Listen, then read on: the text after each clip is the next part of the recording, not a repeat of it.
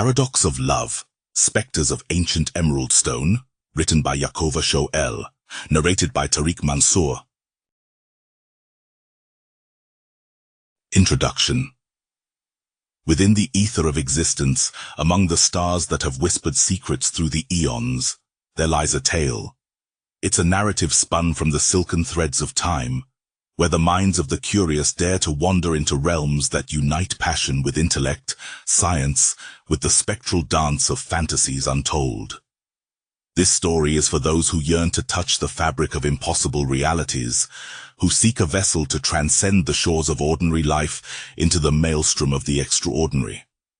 The essence of the cosmos, potent yet elusive, has found its way into the lives of characters that teem with the zest of youth and the profound depths of ancient souls. For within their odyssey, a spark ignites, the ember of an idea that burns fiercely. This, the power of community tethered by the unassuming might of love and growth. It is an exploration, a psychological delve, draped in the vibrancy of science fiction, yet rooted in the growth that is inherent to every being. Consider the tapestry of existence as our canvas, a place where visions and emotions interplay in an intricate knot, crafting a tale that thrums with the palpable excitement of a thriller. Suspend disbelief as the mundane is redefined, and existence becomes something not just to be lived, but to be felt, challenged, and ultimately understood. This saga is a siren's call to the hearts that beat with clandestine desires for something, perhaps not beyond reach, but beyond sight. It's a blooming chrysalis that enfolds within it the pained struggles of becoming, wrapped tenderly in a cocoon of enlightenment, that tugs at the deepest fibers of what makes us, us. The journey is a rendezvous with the unknowable, the touch of the divine that dwells just beneath the surface, where the veil of reality is gossamer thin. It's a love story, not just between beings, but ideas, those that at first seem at odds, but are fundamentally entwined, such as destiny and freedom, ancient and new, the microcosm within the macrocosm. To exist within these pages is to walk a labyrinthine path, where the silver thread of humor and wise guides you through the grandiloquent to the elegantly simple.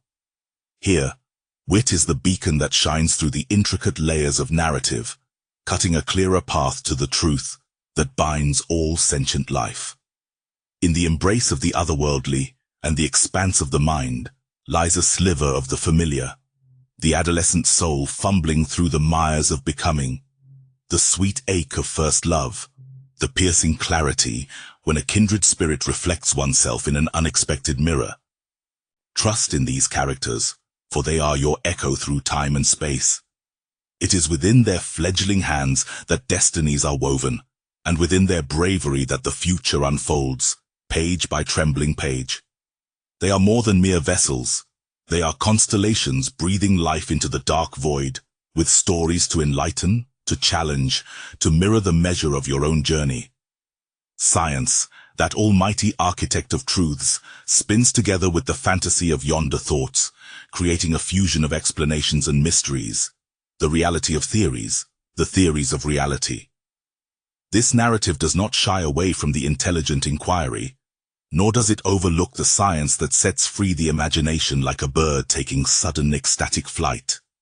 Every chapter is a realm, each page a step towards a horizon where the worlds of science, love, and the supernatural blend on a palette that paints with strokes bold and tender.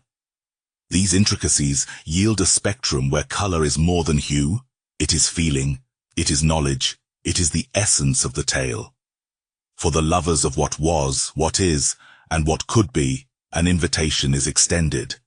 It is an offering laid bare on the altar of the written word, where the sacred meets the profane in harmonious contradiction. The ebb and flow of evolutionary love, the sorrow-tinged joy of truth's revelation, are etched in the very fiber of the story. Be forewarned, for within these passages you may find facets of your self-reflections warped and wondrous in a house of literary mirrors. Each character, each place, each moment a mosaic of the human, and at times decidedly unhuman condition. Laughter will bubble from the well of insight, while the shadow of suspense casts its long, thrilling pall. This is an exordium to the innermost chambers of the spirit, a place where language constructs the steps to an altar of awe. Let this book then be no mere collection of pages, but a portal, an incantation that wills you to cross the threshold into the fathomless deep of an exotic adventure. So embark upon this journey, not just as a reader, but as a pilgrim of wonderment. Wake the slumbering demons of possibility, and be ready to traverse the uncharted terrains of the mind and the universe they reflect. The voyage ahead promises to be as unyielding in its demands as it is generous in its rewards. Embrace this introduction, not just of a book, but of an experience, a pilgrimage into the depths of what might be, bathed in the light of binaries colliding, fusing, forming something magnificent.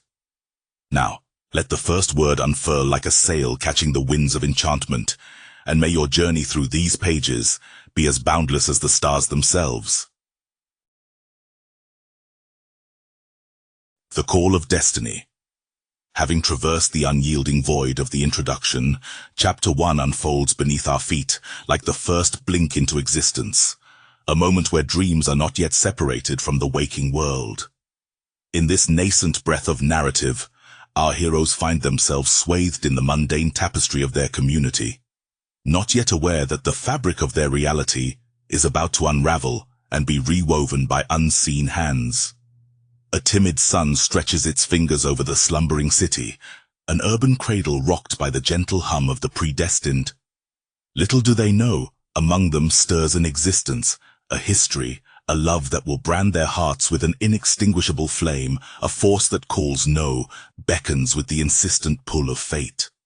It's in this ordained convergence where the unassuming embers of camaraderie glow, eager to be stoked into a blaze that will light their way through the unraveling cosmos. This is the call of destiny, and it waits for no one. A fickle siren song that harmonizes with the pulse of the future's promise, singing those brave enough to listen into legend and myth, where the journey of their lifetime beckons just beyond the cusp of tomorrow. The community flame. The dusk descended gently over the enclave as a whispering hum filled the air, the pulsating heart of a gathered people who stood encircled around a flickering nexus of warmth and light. This was the community flame, a beacon that was more than a physical manifestation. It was the living breath of unity that threaded through every individual, binding them in shared purpose and collective identity. Within its circle, the differences that so often carved wedges between hearts and minds seemed to melt away, just as shadows yield to the comforting blanket of light. Each face, illuminated by the dance of flames, carried lines of stories untold, etched by time and the wisdom of lived experiences. Here, community meant the intermingling of these stories into a tapestry rich with the colors of diversity and the strength of common threads. The glow of the flame reflected in youthful eyes, charting limitless dreams amidst the stars, sparking imaginations alive with possibility. It was in this nurturing warmth that the language of potential could be learned, where every question was welcomed, and each answer led to new mysteries unfurling like the petals of a midnight bloom. Hands aged and leathered by the sun, vessels of untold labors, found restfulness in the embrace of the flame's radiance. Each crack and vein upon them a testament to the shared labor that fortified the foundations of this tape-bound community. Amidst the gathering, young lovers exchanged glances, their affection fueled not only by passion, but by the shared conviction in their roles as keepers of the flame. Their love was not an isolated spark, but a wildfire, inspiring others to believe in the confluence of hearts and the symphony it created against the backdrop of an often indifferent universe. As the night enveloped the world beyond, the community's voices rose in cascading melodies, a chorus intertwining with the crackle and hiss of ravenous flames consuming wood offered in tribute. Each song carried the weight of ancestors, the hope of progeny not yet dancing around the flame, and the unspoken desires that bound them to this fate more surely than gravity to earth.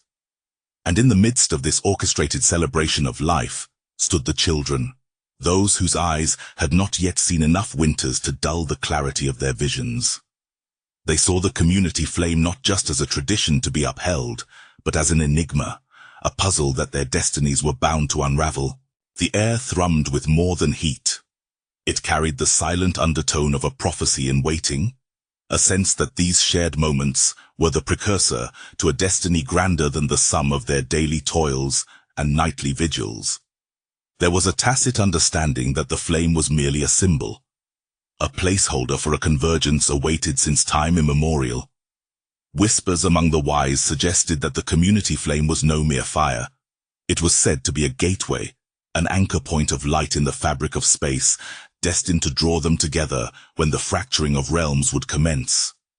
The skeptics, shakers of head and furrowed brow thinkers, would muster beside the flame, letting its indisputable reality soften their doubts.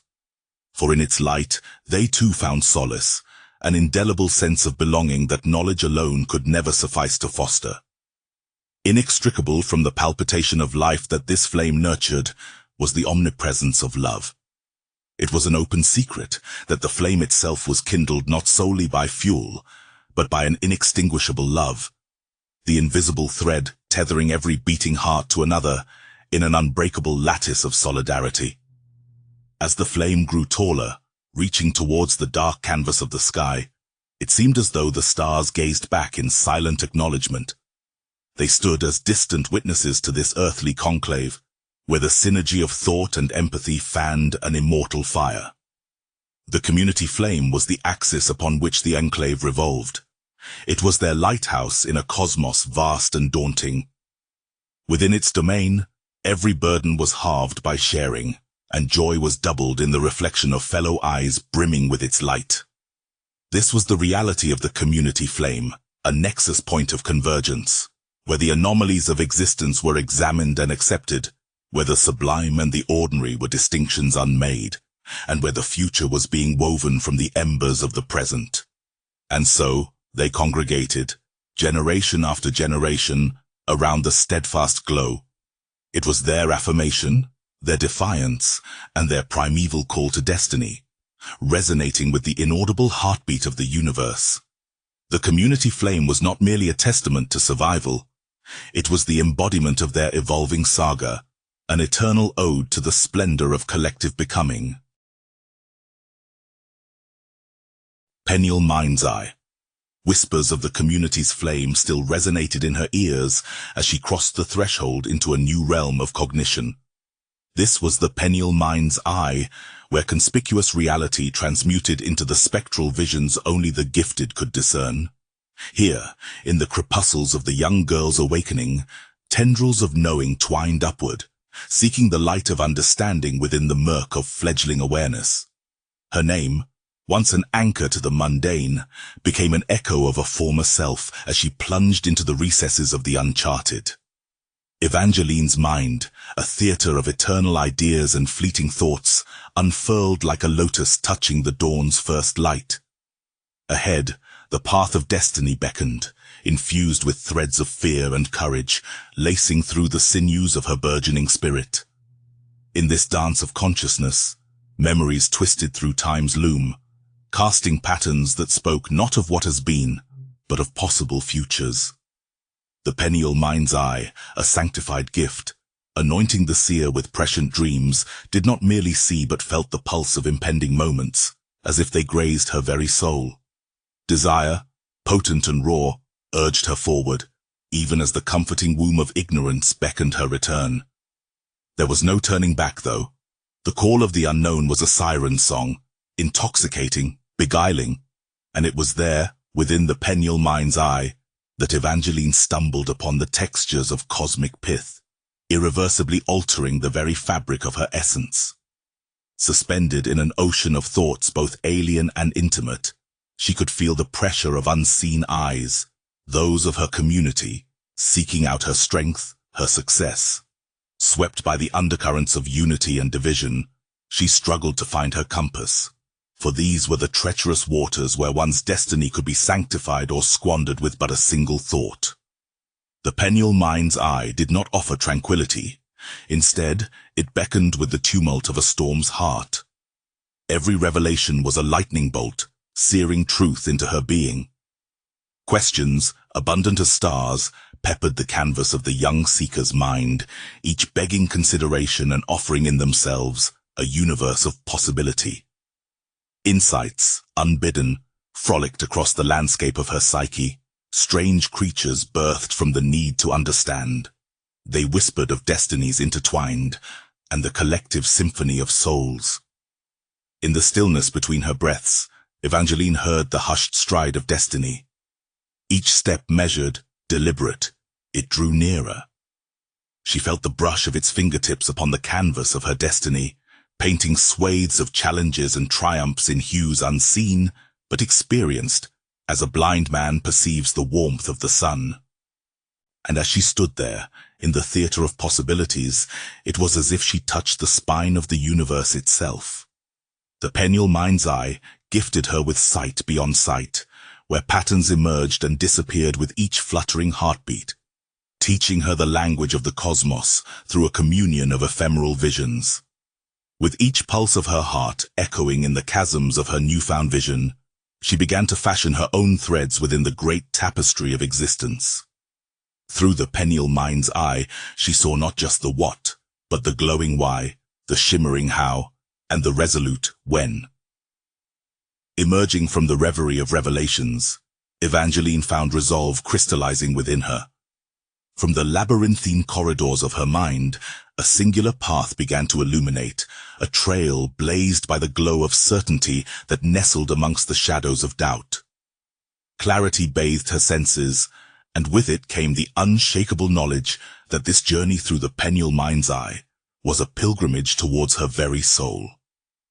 And as the veil lifted, what was once a cascade of phantasmal images settled into the quietude of understood purpose, of destiny embraced with a lover's fervor. Thus, our unlikely protagonist held the gaze of the cosmos in return, unflinching in the understanding that within her mind's eye lay the power to weave reality itself. It was here, in this sanctuary of thought and foresight, that the seeds of a transformative awakening, her own, and perhaps that of the world, were sown. With a final look inward, Evangeline rose from the depths of introspection, her eyes the mirrors of stars yet to be born. The perennial mind's eye, once a mere whisper of potential, now roared with the thunder of infinite paths opening before her. In the symphony of her soul's odyssey, the harmonies of destiny played their alluring call. And so she stepped forward, each breath an affirmation, each thought a bridge between worlds, each heartbeat a defiant chorus against the silence of the void. For that is the power of the perennial mind's eye. It is the heart of destiny, the vision of what may come, guiding those who dare to see. Echoes of the ancients, through whispered legends and cryptic symbols etched into the very fabric of the cosmos, the youth of our tale found themselves afloat on an invisible tide that lapped against shores unseen. In this chapter, as the old world's breath tingled the nape of their necks, they decoded the murmurs left by their forebears, feeling the gravity of eons press against their contemporary souls. The ancients called not with voices, but with echoes, echoes that danced through time like ripples over a still pond, echoes that bore witness to epochs where stars were the compass and celestial stories the map. And as our protagonists edged closer, uncovering relics entwined with ancient wisdom, they couldn't shake the sensation of unseen eyes watching, guiding, and weaving them within the vibrant tapestry of a forgotten communion. A communion that hummed with the cadence of lost civilizations, defying the barriers of time to touch the essence of their burgeoning fates, wrapping them in the echo of a cosmic lullaby that promised enlightenment amidst the enigmatic folds of destiny. Tribal ancestors. In the aftermath of the community flame, a tale yet untold beckons to the heart with whispers of hidden lore. It is within the echoic chambers of ancestral wisdom that the fabric of our existence becomes intertwined with the spirits of those who have tread these paths before us. As our story unfolds, the tribal ancestors beckon, their voices mingling with the rustle of ancient leaves and the rush of primeval rivers. There is a power, palpable and throbbing, within the hallowed grounds where the tribal ancestors laid the foundations of our being. Like roots delving deep, seeking the very essence of life, our ancestral lineage charts a course through time, binding us to a past both majestic and mysterious. The enigmatic tales of their struggles, triumphs, and lore bear the fruit that nourishes our present purpose. Chieftains and shamans, warriors and weavers, our tribal ancestors cultivated a realm where the material and mystical merged. Each artifact, from stone-tipped spear to woven tapestry, speaks a language of survival, of communion with the earth and the stars above. They bear witness to a knowledge esoteric, teachings that guide our protagonists on their journey through the tapestry of destiny. We find in their relics not rust, but resilience, in their totems, not superstition, but insight. For what is age but the brushstrokes of eternity on the canvas of cosmos? The tribal ancestors laid not only the roots, but sowed the seeds of stories that span lifetimes, transcending the very boundaries of our flesh-bound existence. It's an eternal inheritance that we, their progeny, have the privilege to behold. Their echoes guide the protagonists' youths on the cusp of burgeoning potential towards a profound self-realization. With each revelation gleaned from ancestral rites and the silent testimony of ruins, there is a quickening, a metamorphosis, an awakening to a grander cosmos interlaced with their fates.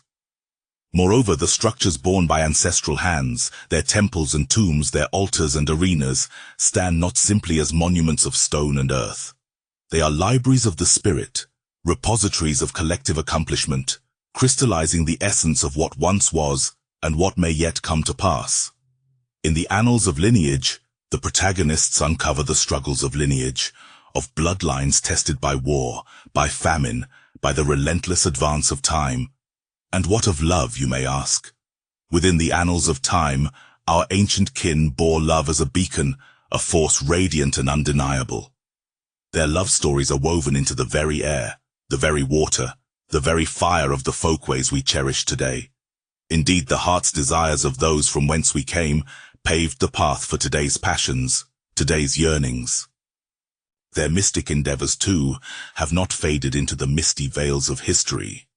Each ritual, each chant and incantation performed by our tribal ancestors reverberates through the ages, imbuing our heroes with the strength and vision to perceive that which lies beyond the visible, beyond the simple melody of reality. Throughout our saga, we honor the tribal ancestors by unfolding their myths, to let them unfurl like ripened fruit beneath an eager sun. The narrative is a testament to their battles, their triumphs, an undying legacy etched into every stone, uttered in every breath, known or unbeknownst. The kinship of the tribal ancestors serves as an indelible mark upon the psyche of our youthful champions. Each ancestor's story, a fulcrum upon which destiny tilts and turns, steers them towards clarity, towards the undimmable spark of enlightenment. Together, they form a constellation of tales arcing across the night sky, a guided map for the soul's journey. These are not gods of marble or idols of gold we speak of, but flesh and blood, with hearts thunderous as the storm-ridden sky. Their deities whispered in the leaves, hummed in the wind, flashed in the fire. Young love finds its reflection in the awe and reverence our forebears held for the divine imbued in the ordinary. For did not their struggles parallel ours? Did not their hopes mirror the gentle innermost whispers of our being? In this expanse of interwoven fantasies and verities, it is revealed that we are walking a path well trodden by the spirit of the tribal ancestors, a coursing river fed by tributaries ancient and sacred. Thus, the tribal ancestors, eternal and enduring, cast long shadows upon our tale. In their narratives, nestled between each line, our protagonists find counsel, comfort, confrontation, and ultimately, communion. Each step forward is a step accompanied by the wisdom of ages, each triumph a shared victory with those guardians of our lineage. In the recounting of their legends, Our journey through the penumbra of the past and into the luminescence of future possibility becomes sacred, a rite of passage under the vigilant gaze of those who once walked this land. It is here, in the whispers of the tribal ancestors, that we uncover the grounding earth of our tales and the ethereal realms of our dreams. Shechem, the hollow where the ancient node once hummed, still whispered its secrets to those who dared listen. In the space of this hallowed bastion, a new voice rose, resonating with the throne echoes of millennia. It was Shechem, the crossroads of legacy and destiny. It was here, amidst the silent stones, that the imprint of the past lay embedded, waiting to catalyze the transformation of a soul.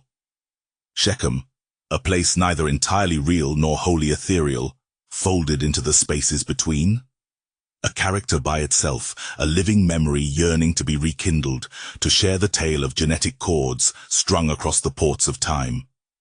In this bastion, the protagonist, a youngling at the cusp of identity and revelation, wandered through the labyrinth of whispers.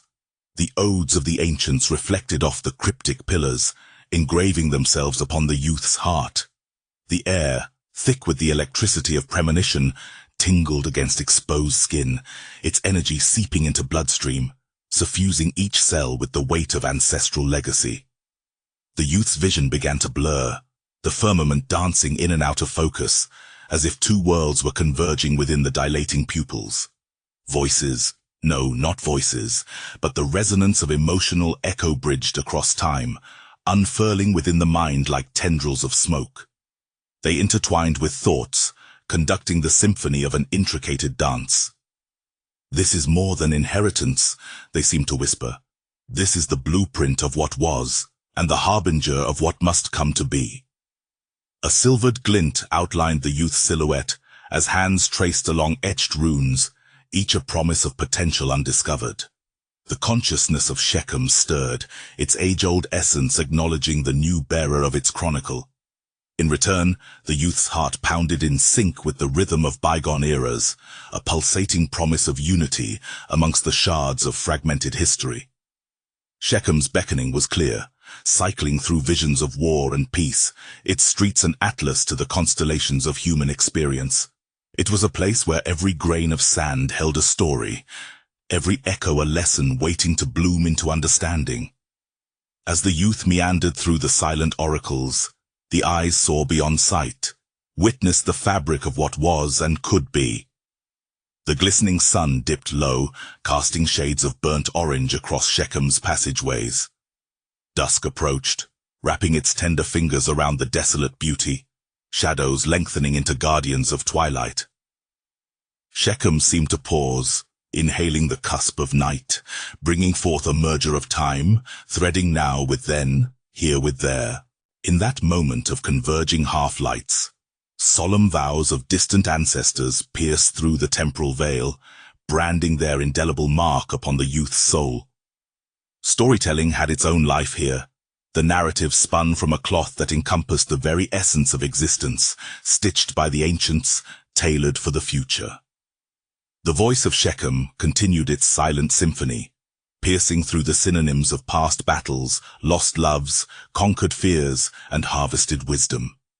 It revealed itself not through word, but through awakening, a soft enlightenment that shone on the inner eye, illuminating the shadows of ignorance. This was Shechem's power, a place that bound soul to the celestial narrative. There stood the youth, alone yet enveloped by a cacophony of silent voices. As if standing at the eye of a storied hurricane, peace enveloped the core, while the maelstrom of history raged at the edges. Inside, truth gleamed like a beacon, a signal fire of clarity that danced on the precipice of consciousness. At last, night fully claimed its throne, the vault above speckled with astral history. Under the jeweled sky, Shechem exhaled, its exhales the progenitors of awareness. The youth's eyes mirrored the galaxy's expanse, stars flickering within as if to echo the cosmic truth of interconnectedness. Here was a call to ageless unity, woven in the cradle of civilization. Shechem, the ancient and the continuous, the origin and the convergence, held the youth in an embrace of potential. To stand within its remnants was to accept the challenge of legacy, to take up the mantle of the foretold and shepherd a new epoch into being. There, under the ceiling of an immemorial world, the youth's journey transmuted from personal to universal. Shechem had lit the torch, and now it was theirs to carry forth, blurring the lines between science and myth, reality and fantasy, all while threading the delicate filament of love through the looming spires of coming of age. And so it was within the walls of Shechem. The whispers slowly ebbed away, leaving behind a newly forged wielder of ancient's will, a bearer of echoes, a voyager upon the seas of existential quandary, and the harbinger of unity through an explosive weave of the witty and the wise, the intelligent and the scientific. And the youth, now a sentinel of ancient's echoes, stepped from the chrysalis of Shechem, ready to face the genesis of their own story.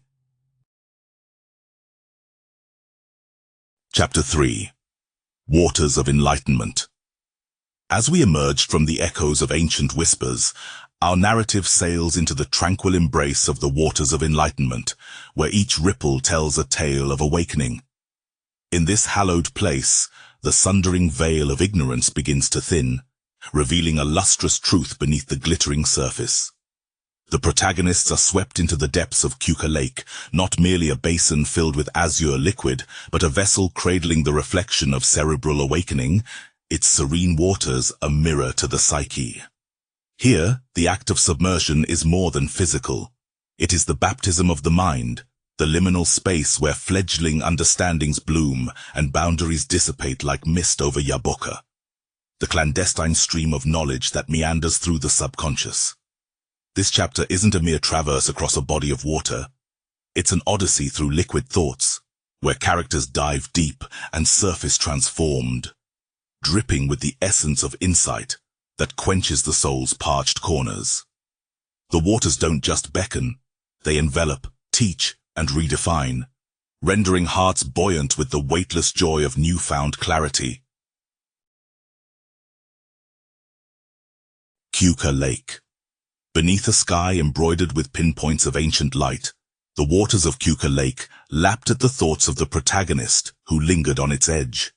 This was no ordinary body of water, but a symbol of nascent truths about to be unveiled, a mirror reflecting the cosmic ballet of fate and destiny, waiting for the rough stone of the protagonist's existence to skip across its surface. Keuka, with its peculiar Y-shape, cradled the town like the arm of an elder, full of stories to tell, lessons to impart. By its banks sprouted instances of life intertwined, trees stretching out as if to dip their fingers into wisdom's liquid well. It bore an ever-present mist that seemed to whisper, teasing the contours of the conscious and subconscious mind of any who dared to listen closely. At the cusp of a momentous revelation, it was here by these waters that the lead character's inner turmoil bubbled to the surface. Shadowed by self-doubt, restrained for fear of the uncontrollable depth of power simmering within. How does one tread water whilst tempests of existential dread storm within, whilst undercurrents of unknown destiny pull one hither and thither? The waters themselves harbored an enigmatic tranquility that shrouded deep-seated mysteries. Keuka Lake seemed undisturbed by time's relentless march, a quiet sentinel witnessing the history of the town and the secrets submerged in its depths, holding the remnants of ancient civilizations. In the glow of twilight's embrace, Keuka's waters became a palette, where celestial hues painted the protagonist's evolving spirit. Ripples of enlightenment fanned outward with every mental pebble dropped, each realization further crystallizing the task at hand to unite, to comprehend, to evolve. The narrative meandered, like the water's edge, revealing that within the character's journey was a reflection of the greater community's path. Just as Keuka Lake's tributaries merged and flowed, so too must the protagonist find a way to join disparate lives in harmony, giving rise to a collective vitality not yet imagined. A deluge of intuition came as divine communication, stirred by Keuka's murmurs. A sudden wind danced upon the water, drawing patterns of otherworldly intent, an invitation to perceive that to change the world, one must first allow the self to be reshaped by experiences profound, and transformative. As nights grew long, the lake bore witness to clandestine rendezvous. The soft murmur of shared confidences between lovers prophesied to spark flames capable of igniting revolutionary thought. It was by Keuka's embrace where bonds were sealed, promises forged in the reflection of gleaming eyes and moonlit trials. The protagonist, entwined in a dance of choice and consequence, became the epicenter of tremors felt throughout the fabric of society. Ripples emanating from Keuka that touched the shores of distant possibilities. It was within this realm, suspended between water and sky, that destinies converged. Plunging into Keuka's enigmatic depths was akin to entering the wellspring of unconscious thought, an inevitable descent for all seeking truth.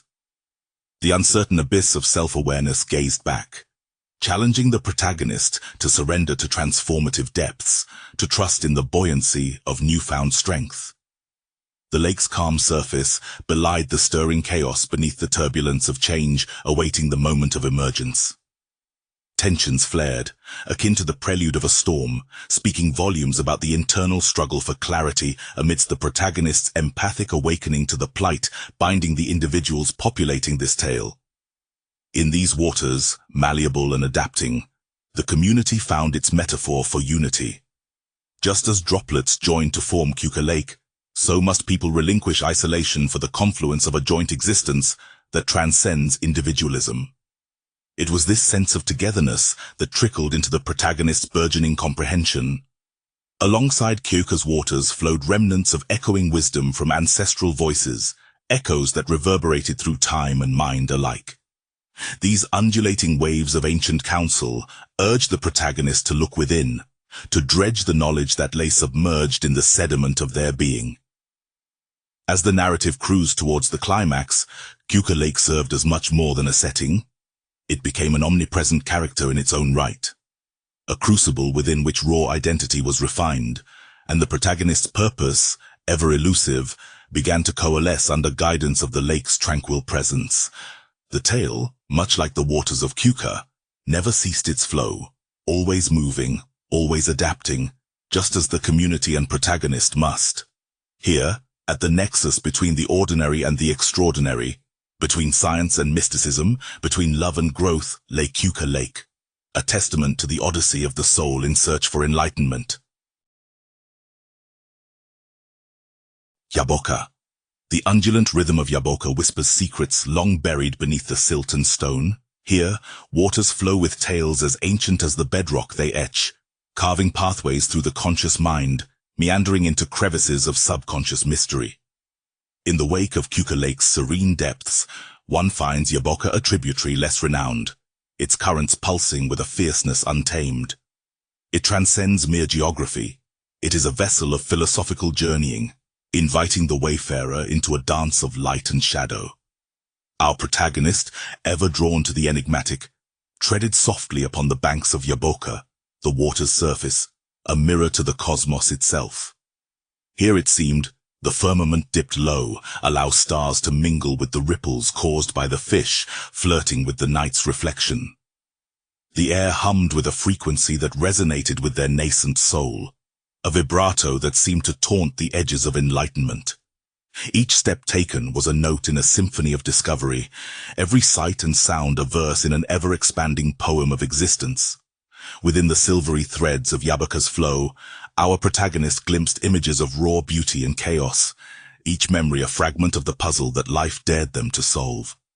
Love and strife, birth and death, all submerged and resurfacing like phantoms in an aquatic theater. Yaakova, with its sinuous contours, did not conform to the linear narrative of rivers less bold.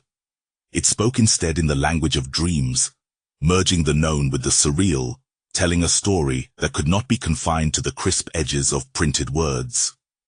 To wade into its embrace was to cast oneself into the crucible of self-discovery. The waters demanded authenticity, stripping pretense from the core, urging the heart to beat unmasked and true. The tendrils of the night air curled around, carrying the sentient mist that rose from Yaakova's embrace. It was as if the river exhaled the spirits of law, each one imparting wisdom to those who dared to listen with an open spirit. The protagonist, like many before them, sought the elusive enlightenment promised by the legends whispered in the town's shadowy corners. They came to Yaakova not as conquerors, but as supplicants, craving the clarity that surges within watery veins. Yaakova did not yield its insights with ease. It tested resolve, beckoned with the silken serpentine promise of transformation, and spoke in riddles that twisted around the soul like ivy. The mysteries it held were not for the faint of heart, for Yaakova's lessons were as potent as they were cryptic. Above, the crescent moon dipped a silver toe into the liquid expanse, creating a lunar pathway that our protagonist yearned to tread. If only the reflections could bear weight, if only the intangible could be grasped, what horizons might be breached? In the fleeting convergence of moonbeam and river, the revelations of Yaakova seemed almost within reach. As the observer's gaze followed the water's journey, it was as though time ebbed, and within those suspended moments, a myriad of outcomes paraded before the mind's eye. Love, the force that bound electron to nucleus, as palpable as gravity, thrummed just beneath Yaakova's shimmering facade. It spoke of a coming of age, a saga of transformation, and amongst the shifting play of light, a tale of passion so profound it challenged the cosmos for dominion. To drink of Yaakova's knowledge was to invite the tumult of a storm into the vessel of self. Intoxicating and treacherous, it was the elixir that could either elevate to divinity or drag down to ruin. And yet, despair and ecstasy are twin faces of the same coin. How could one be chosen without risking an encounter with the other? Thus, Yaakova was more than a mere tributary in our circuitous narrative.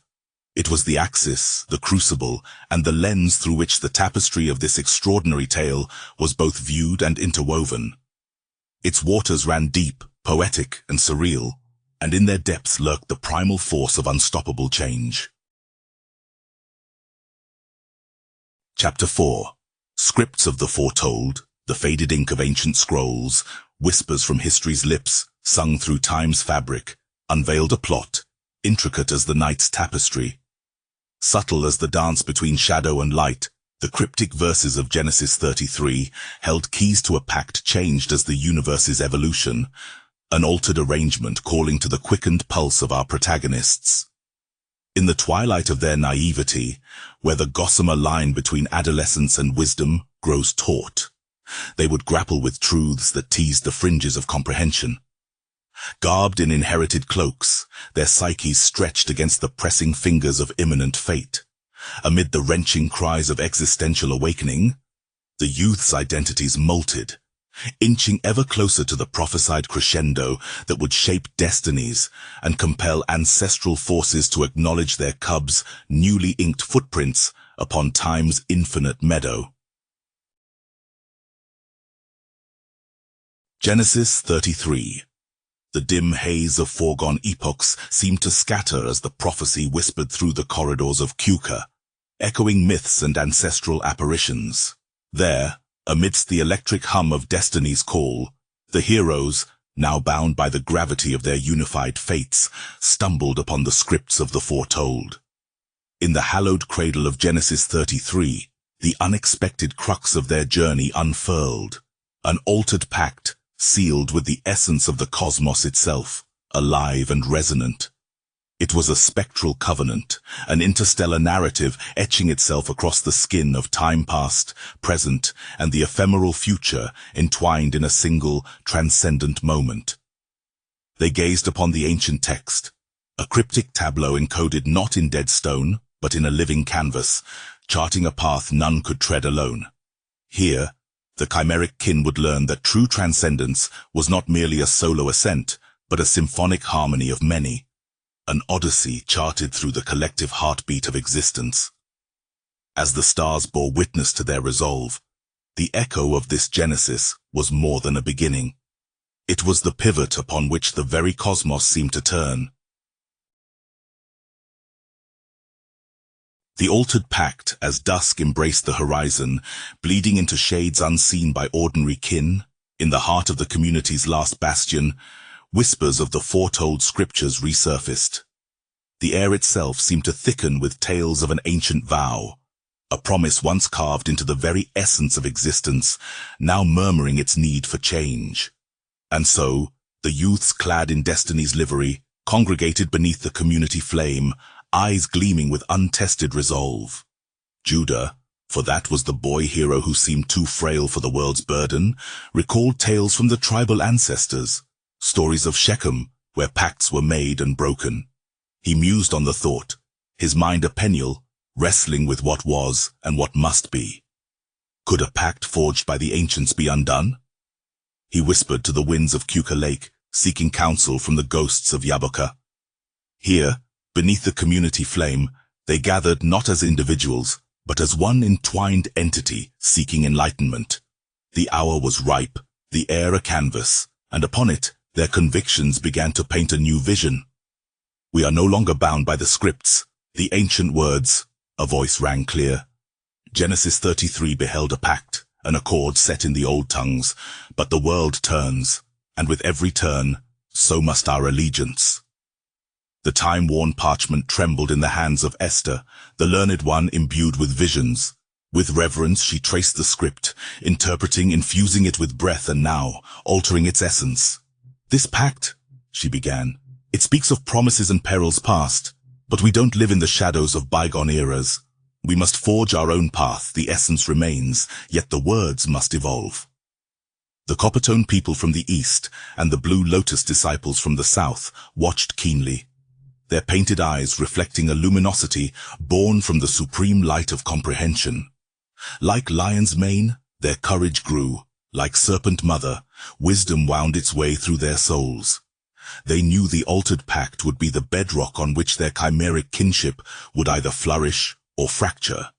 It isn't merely ink on parchment, nor a recital of verses, murmured one among them, Tariq, with a seer's sight.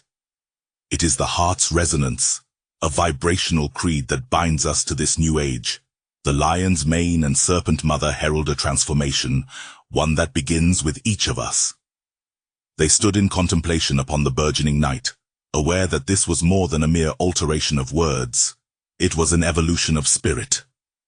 We're no longer shackled by the Genesis 33, but elevated by its essence, refined by understanding. Esther continued, her fingers poised above the old text, ready to inscribe a new destiny. Around them, the penumbra wove its mysteries, as if the very air rippled with the ancient Kabbalah, offering an odyssey not for the faint of heart. The Ser Succoth of the past became the Priya Kartama of their future, an axiom of existence that defined not only who they were, but who they would become. With the tenacity of those who understood the Oaynu, the deepest truth of their being, they contemplated the stone Mentet Hor, the apex of their journey. The rise to ethereal realms began with their feet steadfast upon the earth, with their hearts soaring skyward, entwined by the weave of fate, their resolutions set against the backdrop of heaven's canvas. The altered pact will be our testament. Judah stood firm, his voice resonating with newfound depth. To the supreme light we bear our souls, and to each other we vow our unity. The conclave acquiesced, recognizing the gravity of his proclamation as if an angel had ascended among them, charting the course to a threshold where realms converged and destinies entwined. And there it was, the twinkle of first stars upon the shroud of eventide, echoing the onset of an awareness that surpassed the bounds of their forebearers' imaginations. A dawn of enlightened warriors armed with compassion, their inner temerity reflecting the gallantry of the underdog. Their revelation, once entwined, now unfolded like the petals of the blue lotus, revealing the heart of their collective eminence. In solemn unity, they reached for the binding stone, placing their hands upon it, feeling its pulsating warmth, the revelation of the emerald enigma. The stone, once inert, now throbbed with the heartbeat of a living, breathing accord, validating the altered pact with the sanctum of their combined existence. No deceit lay amongst them, for the insidious veil had been lifted by their purity of purpose. They were ready, each soul a fusion of myths and realities, each aspiration the resonance of a newly attuned singularity. The ascent was at hand, the unified community holding their breath in reverence to the symphony of a world reborn. The resonating singularity beckoned them, and they answered, a chorus of lives harmonized in the conviction of their chosen path. Let the altered pact be the beacon of hope, they chorused, a light to guide through tempests and labyrinths alike.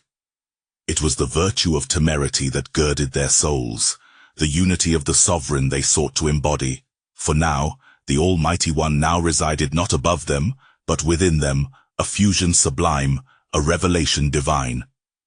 The stars witnessed, the waters of Kuka Lake bore testimony, and the winds of Yaakova carried their pledge into the echoes of eternity. Here, in the hallowed glen of their gathering, they bound their fates, the altered pact their covenant, a promise reshaped by the hands of the destined, a promise to themselves, to each other, and to the very essence of life's unfathomable tapestry. Chapter 5. The Chimeric Kin. In the aftermath of sacred texts and primes, the story weaves into the fabric of beings bound not by flesh, but by fathomless affinities, the chimeric kin. Herein they dwell, children of a kaleidoscope lineage, a serenade to nature's quirkiest quarks, forged from the cosmic loom. These hybrids, born of the blend, bear the iridescence of their heritage with countenances kissed by the sun's own hand, eyes pooling with the wisdom of a labyrinthian universe.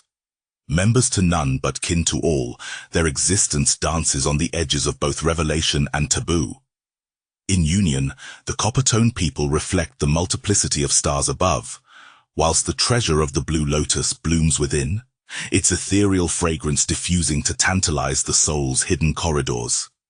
Their narrative twines through the tale like a hidden stream whose whispers echo the truth that identity is transient. Kindred spirits entwined beyond the mirage of separateness, a testament that we are indeed far grander than the sum of our atoms. Coppertone people. Within the vast canopy of existence, a singular tribe emerged, amid the expanse of double helixes, shaping destinies, not like any the earth had borne before.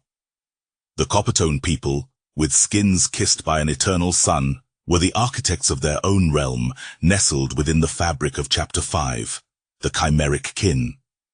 They were the amalgamation of mythos and flesh, guardians of the liminal spaces where shadows converse with light. Their genesis wasn't simply an act of birth, but a phenomenon twined with the serendipity of the cosmos. Like living bronzes sculpted by divine artisans, the Coppertone people thrived under the gaze of celestial entities, their identities intact amidst the swirling sands of time. Their existence was a tapestry of intrepid beauty and fortitude, an emblem of syncretism born from Earth's marrow.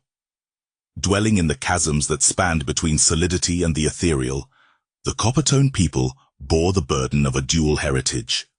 They were the offspring of terrestrial magnanimity and stardust wonders, children born of the earth, yet sired by astral vigils. Their senses were attuned to nature's whisperings, and yet they could hear the universe hum in resplendent frequencies unknown to ordinary kindreds. To encounter them was to witness the unity of contrasts. They were fierce as the desert tempests, yet gentle as the first light of dawn. The Coppertone people walked between worlds, their feet treading lightly upon the sacred ground, leaving whispers of eternity with every step.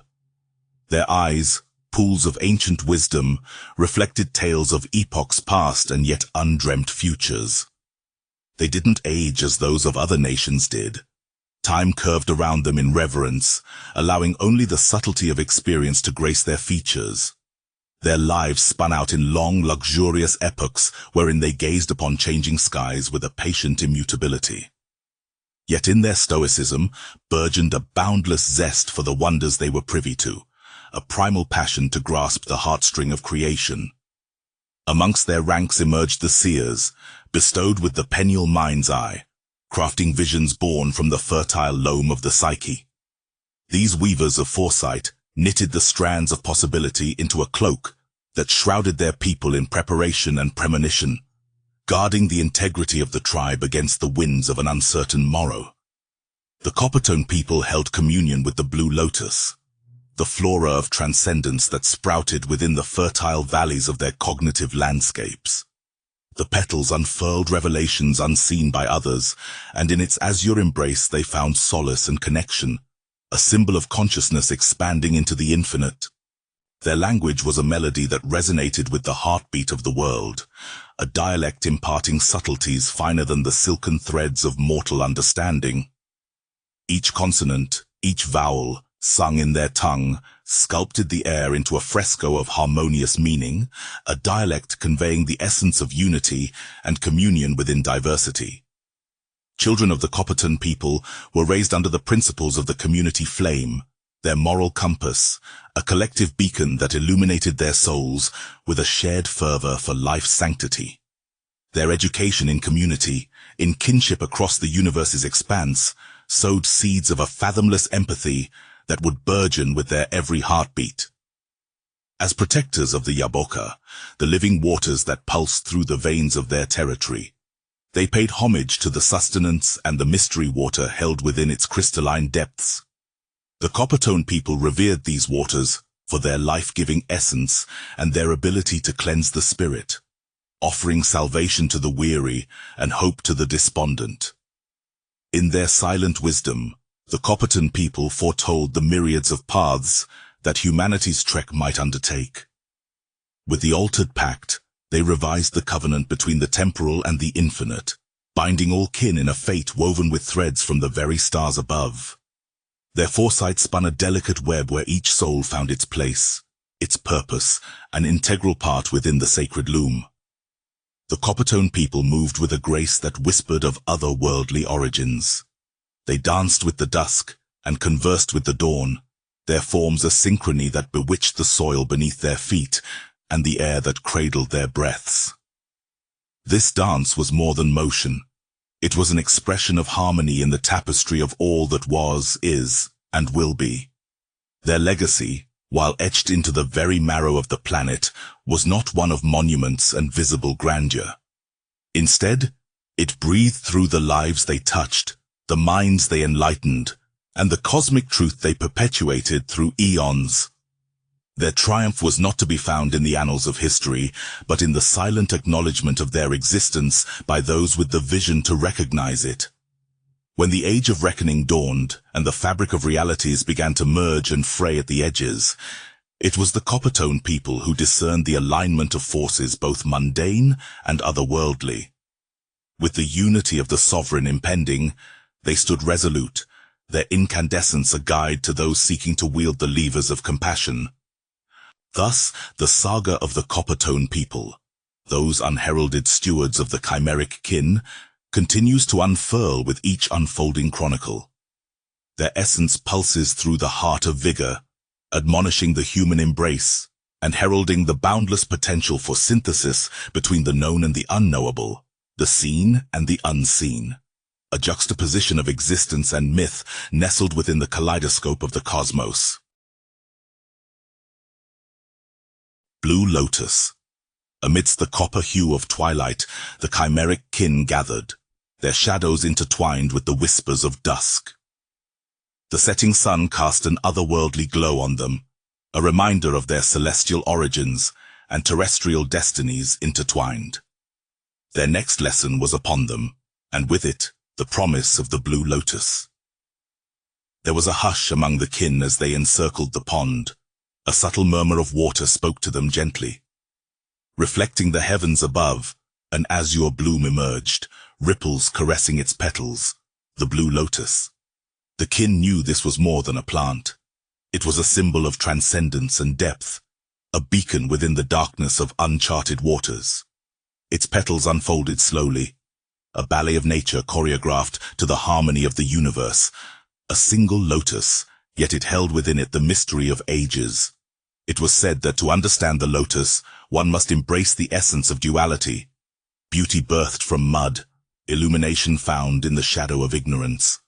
Their guide, a being both old and timeless, spoke with a voice that seemed to rise from the earth itself. The Blue Lotus, they said, is your heart's mirror, a reflection of the mind's infinite potential. It beseeches you to look beyond what eyes can behold, to the realm where thought wed spirit. Their lesson was of the mind's lotus, that within each mind there thrived a lotus waiting to bloom. It signified the awakening of dormant knowledge, the power of understanding and connection to all things. To cultivate it, one needed patience, fortitude, and a love for the eternal quest of enlightenment. As nightfall draped over them, the stars were earning their first glimmer above. Kin members contemplated their lotuses within. Each reflected on the muddy waters of their own struggles, knowing that through them their inner blue lotus could flourish. "It cradles the universe, this delicate bloom," murmured a young kin member, eyes alight with the reflection of the stars. "In its heart, I see the swirling galaxies, feel the pulsing of unseen worlds." Their spoken thoughts echoed the resonant truth that each soul's journey was an unraveling pageant, an exploration of cosmic significance. The guide continued to elucidate. "In the heart of the lotus lies knowledge, akin to the sweetest nectar. It attracts those with the capacity to journey deep within oneself. It's more than a quest. It's a surrender to the maze of one's own consciousness and the paths one may tread in silent revelation." As each kin contemplated this, the world around seemed to expand. The pond, the lotus, the congregation, everything pulsed with a new, vibrant life. The metaphoric lotus bloomed inside them, changing the texture of thoughts, turning gears of perception. Could this be what the ancients meant by wisdom? To connect with the blue lotus is to peel back the layers of the seen and dive into the unseen, the guide imparted, their words winding through the minds of the assembled like a sacred script, unrolling before them. The lesson was not of a physical realm, but of mental landscapes awaiting their own sowing. An intangible vibration seemed to rise amongst the kin, felt more than heard, a recognition of boundless horizons within. They were students of life's great mysteries, now crossing the threshold into the dominion of the esoteric, where the blue lotus sways in the cosmic breeze, untouched by mortal quandaries. The session ended with a quietude that was both comforting and jarring. The night had mirrored their contemplations, revealing stars and planets, the kin realizing they were but reflections of such astral beauty. The guide gently nudged them from meditation, bidding them to carry the vision of the lotus in their waking life. Lessons concluded under the velvet sky, the kin dispersed, carrying with them the nascent bloom of the blue lotus within. Their thoughts were now a stream flowing to the rhythm of a different understanding, each droplet a prism of their newly awakened minds. But the blue lotus was also a symbol of their unity, the unseen connection between them all. In their pursuit of wisdom and understanding, they found a silent kinship. Their destinies, once thought to be individual strands, were now woven together in a tapestry radiant as the starry night. And so the chimeric kin traversed their path, their sights set beyond the mundane, towards an expanse where the blue lotus blooms eternal. Within each heart and mind, it whispered secrets of the bygone and the yet to come, uniting them in their exquisite journey through the labyrinth of the psyche. Chapter 6. Myths of Transformation.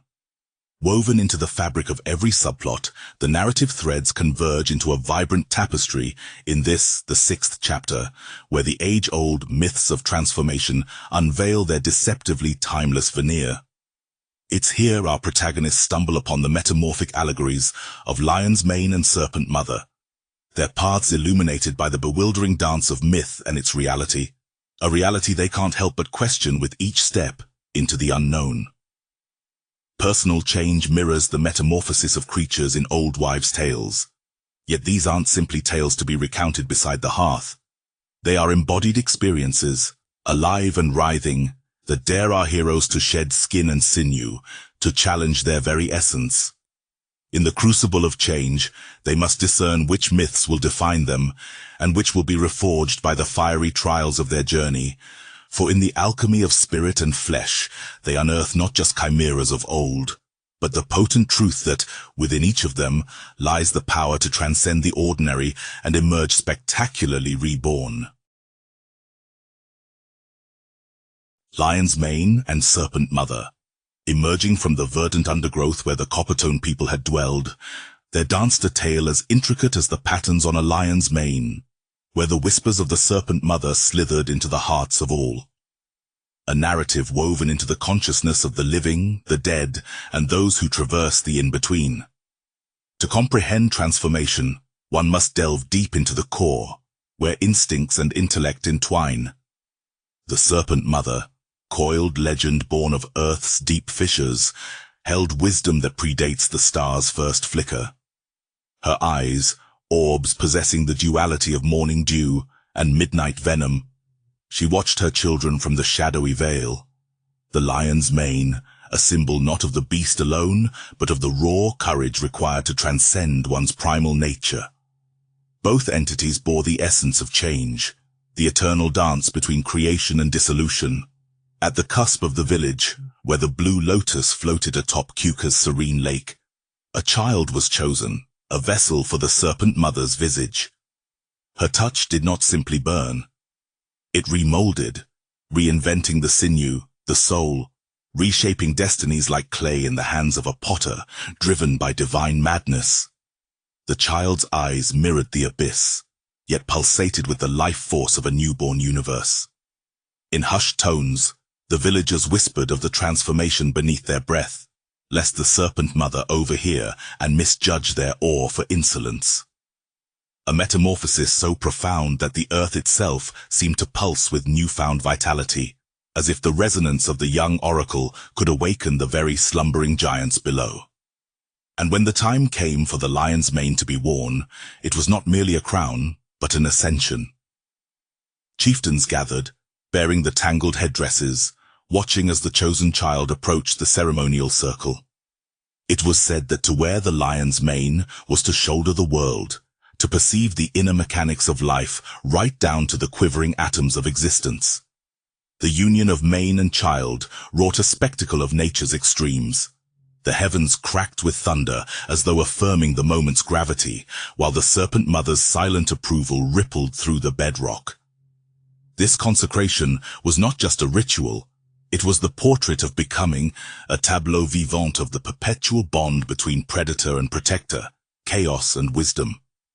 Witnesses to this communion felt a stirring, a shift within their very marrow. It was said that to be in the presence of such a ceremony was to partake in a collective baptism, to shed an old hide and emerge shimmering with potential. The community, for a time, transcended their superficial divergences, bonding through the alchemy of witness. In this realm, the chimeric kin were not bound by flesh, nor the finite span of life. The chosen child, now swathed in the mythical mane, whispered prophecies that brushed against the soul like silken threads.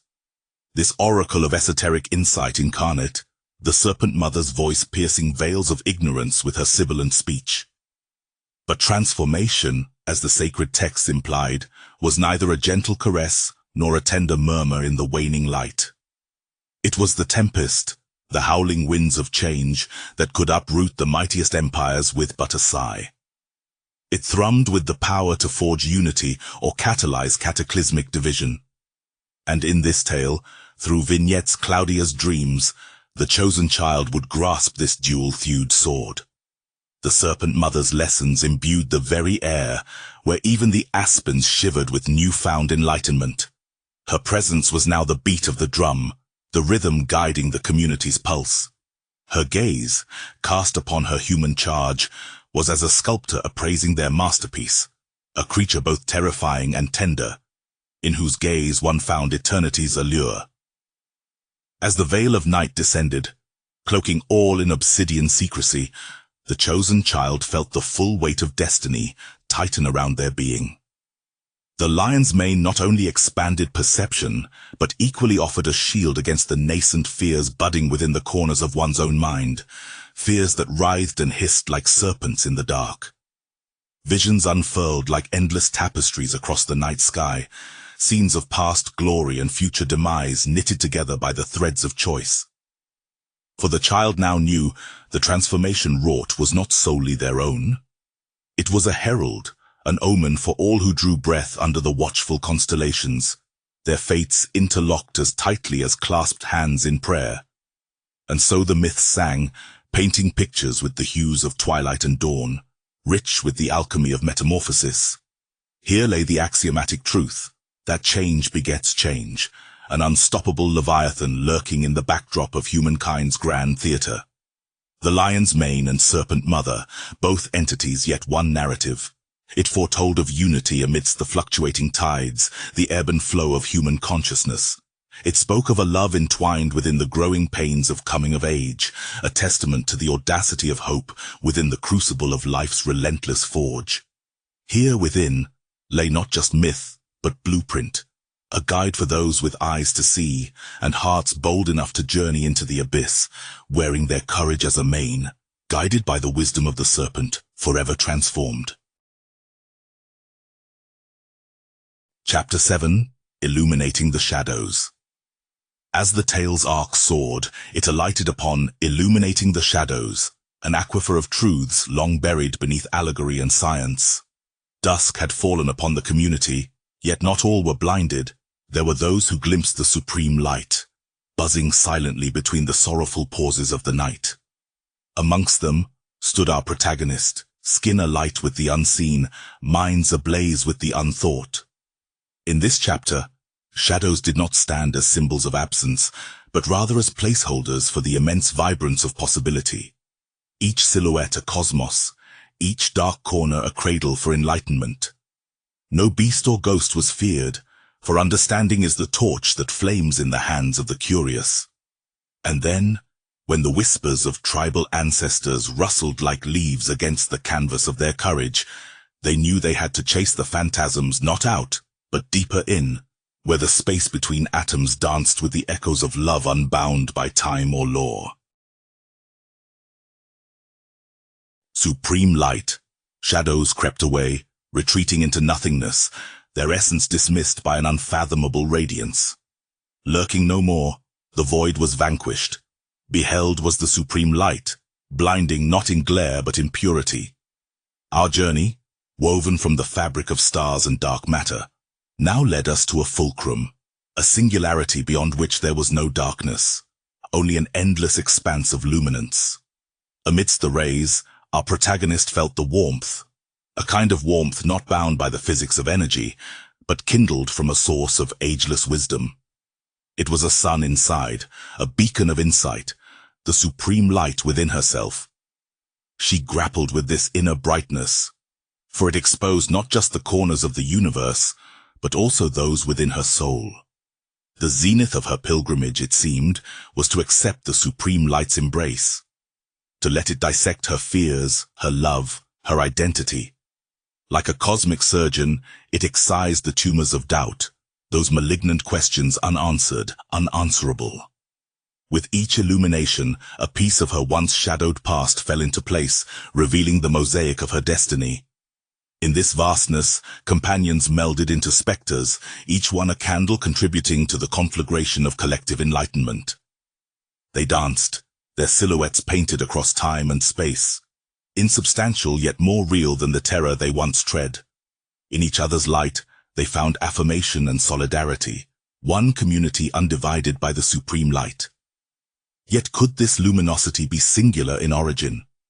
Nay, for echoes of yore murmured about an ancient blaze, a proto-flame that wrought existence itself.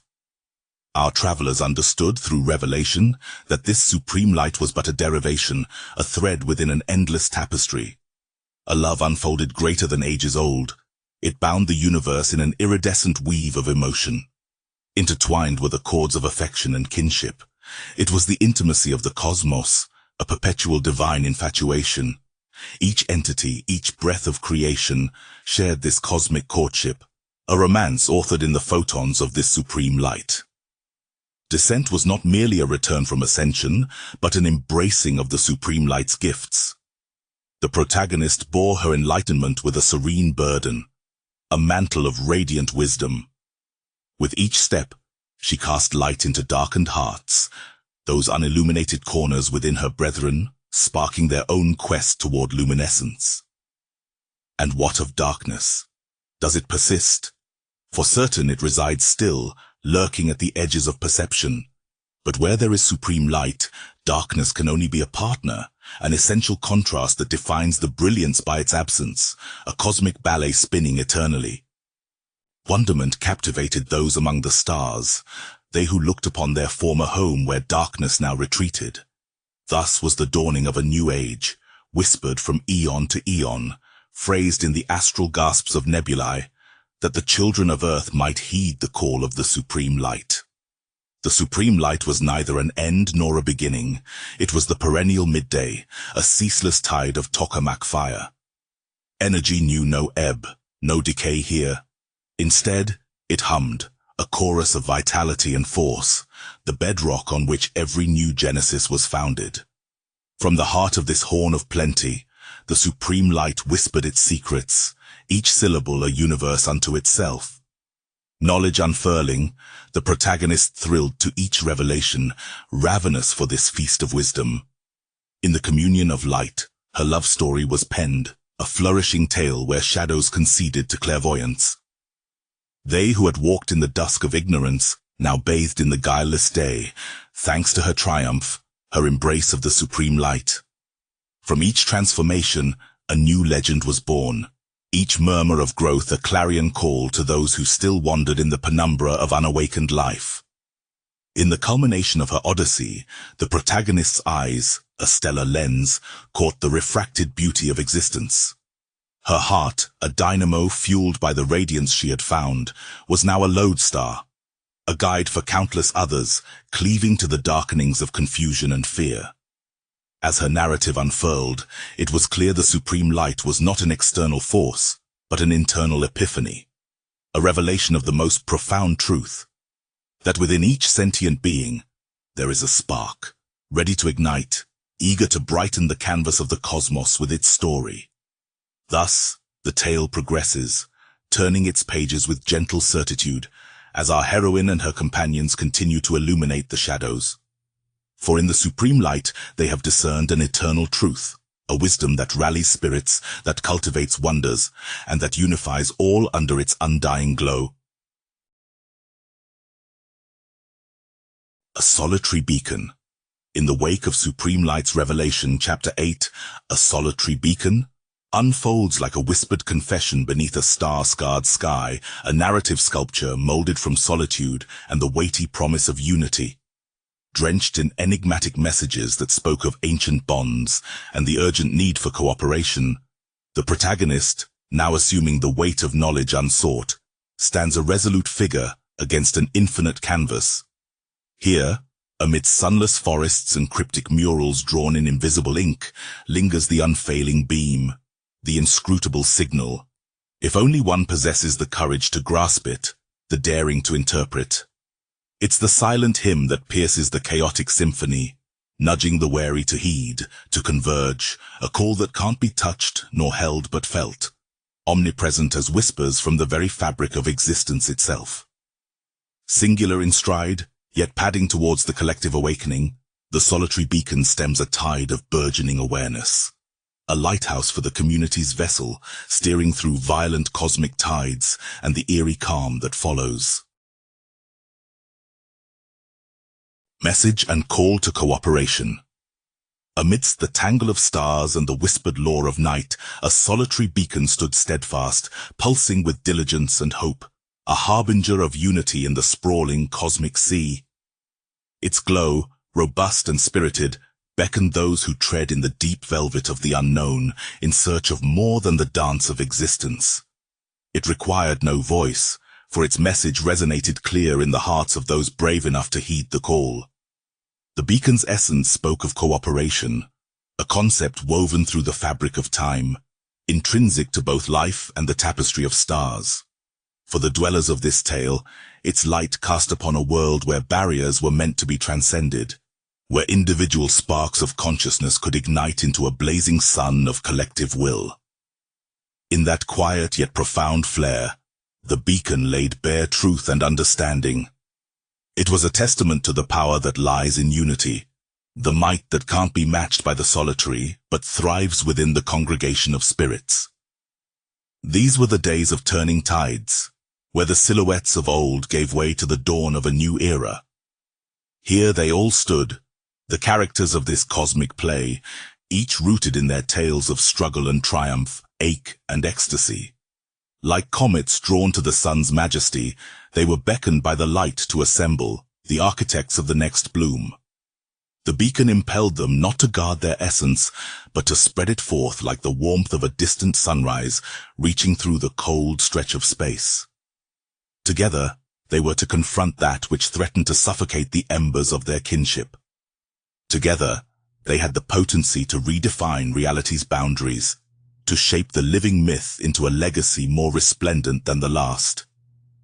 The plea for cooperation went beyond mere alliance, for it was an invitation to meld minds and hearts, to create a vessel of boundless potential steered by the shared determination of its crew. Would they dare to weave their fates, thread by shimmering thread, into a fabric resilient enough to cover and protect each solitary soul? The beacon's glow spoke in the subtle language of the cosmos. It suggested that the depths they must explore were not just those of space, but also those of their own being. Within each entity stirs a universe, vast and ripe with undiscovered frontiers. This call to cooperation was not just about the convergence of paths, but of essences that transcend the sum of their parts. They were not merely to walk side by side, but to rhythmically pulse as one. A symphony orchestrated by the unbroken spirit of camaraderie. The message echoed through caverns of uncertainty, filling them with melodies of hope. It traversed through realms of fear, wrapping quivering hearts with an inexorable sense of purpose. It descended upon the world of these characters, a gentle yet unyielding whisper that change, true change, was within their collective grasp. To stand alone is to stand strong, but to unite is to fly upon wings of shared destiny. Thus, the beacon's call to cooperation was not to be ignored. It was a declaration that the time had come for each to bring forth their inner light and reveal the full spectrum when merged together. Each character in their own right was a guardian of a flame, a keeper of truths, bearer of trials, and wielder of dreams. When all these lights converge upon the solitary beacon, the call to cooperation becomes a confluence, an aurora of illuminated souls that can dispel the dark with a force unmatched. In the silence where thoughts whisper secrets and reflections bounce from one end of the void to the other, the call to cooperate became an unspoken promise, a vow to uphold the pillars of a future reimagined, a new chapter penned not by one, but by many hands. As our tale unfolds, this message and call to cooperation will ripple through events that link destinies, forge bonds, and cut through the veil of divides. The beacon, once solitary, will be solitary no more, for it will live in the heart of each pilgrim on this voyage through the dark to find the light. They, the brave and the awakened, bear not the conceit of might, but the humble recognition that in their union lies strength ineffable. Their shared fabric, now interlaced with the threads of togetherness, holds the power to shape tomorrows and paint the horizons that lie ahead with the palette of the infinite. Thus, was the stage set for a chorus not just of voices, but of existences, intermingling and spinning a story greater than the sum of its parts, a story where cooperation is the protagonist and division the adversary to be overcome. As the beacon pulses on, so does their journey toward a confluence of spirit. Against the cosmic canvas of this, our grand psychological thriller in the stars, echoing with the call to come together, now and forevermore. Chapter 9. Unity of the Sovereign. Amid the swirling tapestry of interstellar influences and psyches grappling with their own emergent senses of self, there lay an uncharted depth where hearts aligned and consciousness merged. Here, woven into the narrative's tapestry amid cries of destiny and echoes of ancient bloodlines, the unity of the sovereign emerged, not as a spectral anomaly, but as the very essence of being, the fundamental force that steered fragmented souls toward a singular, pulsating rhythm of existence.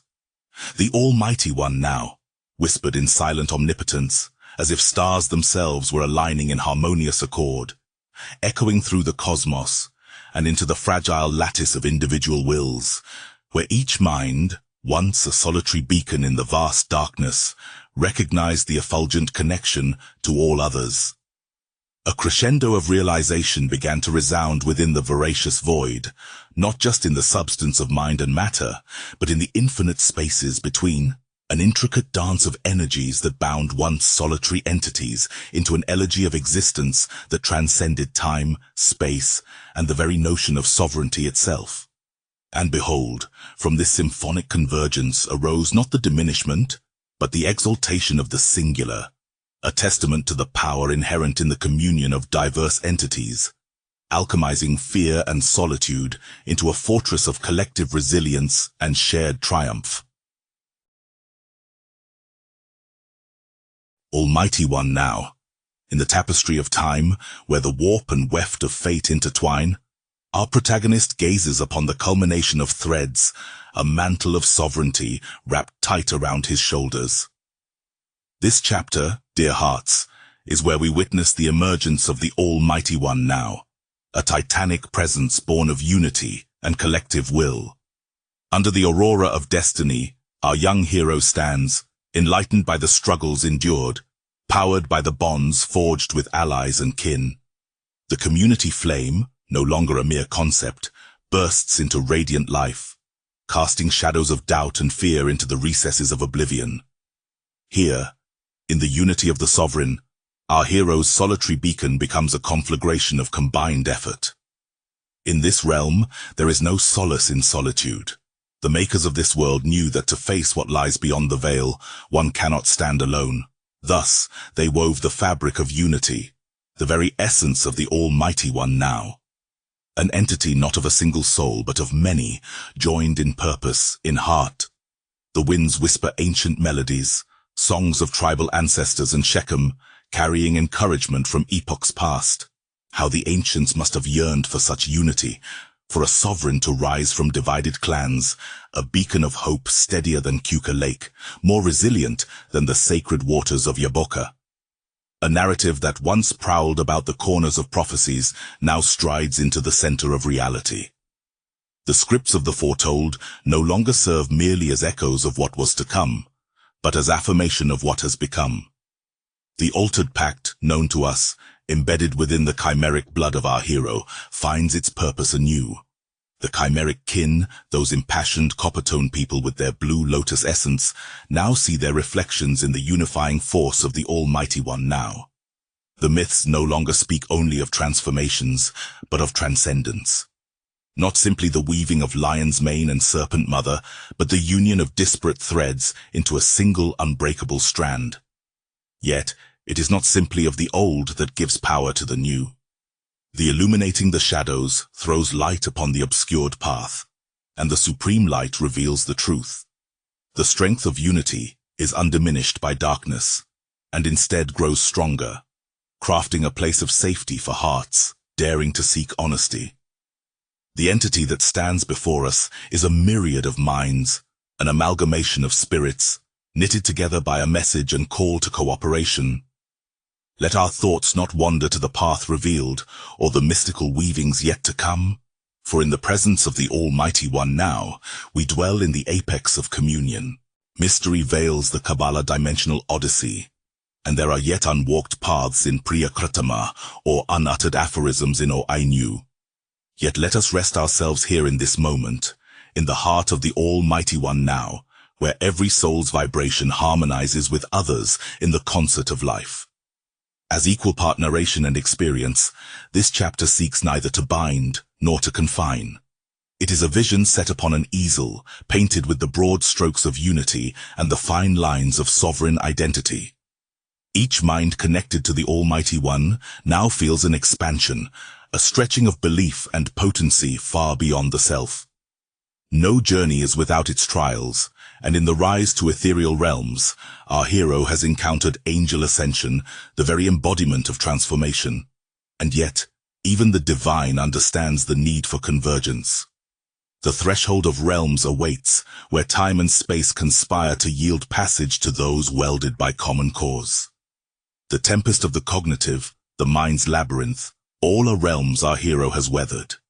With the unrivaled courage that marks the gallantry of the underdog, The Almighty One now pivots from the cusp of revelation to the heart of pure awareness. The awareness that dawns upon our sovereign entity is not of triumph or conquest, but of responsibility. The awakening of the enlightened warrior is a mantle heavy with obligation, one that suffuses the tapestry of the community with the golden light of dawn, signaling an awakening. Through the entwined revelation, the convergence of heartbeats within the Almighty One now ripples outwards, reaching past the insidious veil, unmasking deceit with the clarity of the power of human embrace. Thus we find ourselves here, in the crucible of power and humility, the binding stone no longer a solitary marker, but a cornerstone from which the sanctum of synthesis shall rise. Amidst the fusion of myths and realities, through every pulse and beat of the Almighty One now, we inch toward the apotheosis, the ascent of the unified community. Chapter 10. The Path Revealed. In the wake of demanding trials that scorched the fabric of their ephemeral unity, the scattered children of starlight and earth song converged once more beneath the canopy of an indigo dusk turned midnight. It was here, amidst the silent language of ancient oaks, that the path revealed stretched out with tangibility they could nearly touch.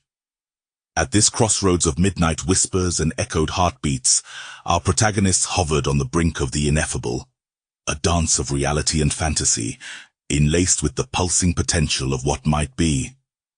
The air hummed with the riddle of Ser Succoth, a calling that beckoned from the deep, their next testament of courage, an invocation to traverse the threshold into lands murmurous with the old magic, where every step was a note in the symphony of the cosmos. This uncharted odyssey required not just the fortitude of the lone soul, but the harmonious mosaic of the collective, a sum greater than its parts, bonded by shared perils and the unspoken promissory of purpose. It was clear, destiny's hand would not be forced. And as the map of tomorrow unfurled in their grasp, so too did the realization that what had appeared as a labyrinth was in truth a preordained serenade to unity's embrace. Ser Succoth. The tale weaves on, stitching reality into dreams as our sojourn brings us to the fringes of Ser Succoth. Here, the very fabric of our protagonist's existence starts to unfurl, revealing a panorama of untold truths, truths that resonate within the caverns of the soul, where shadows dance with light. Amidst the surreal landscape of Ser Succoth, they find respite, a temporary shelter made of transient thoughts and memories about to take shape.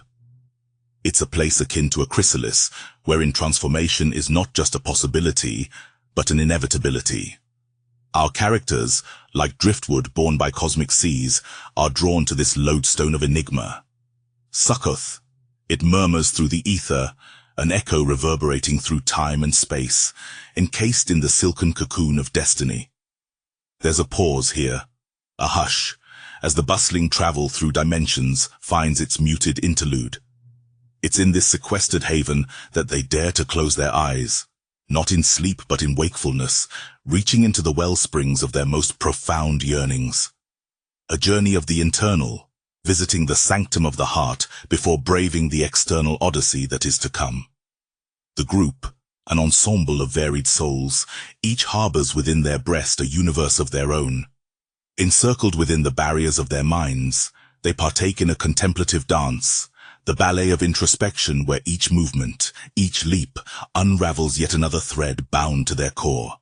Ser Succoth whispers its silent invitation, and like a mother to her children, it draws them close. It envelops, it enwombs, it shields, the calm before the birth of new storms.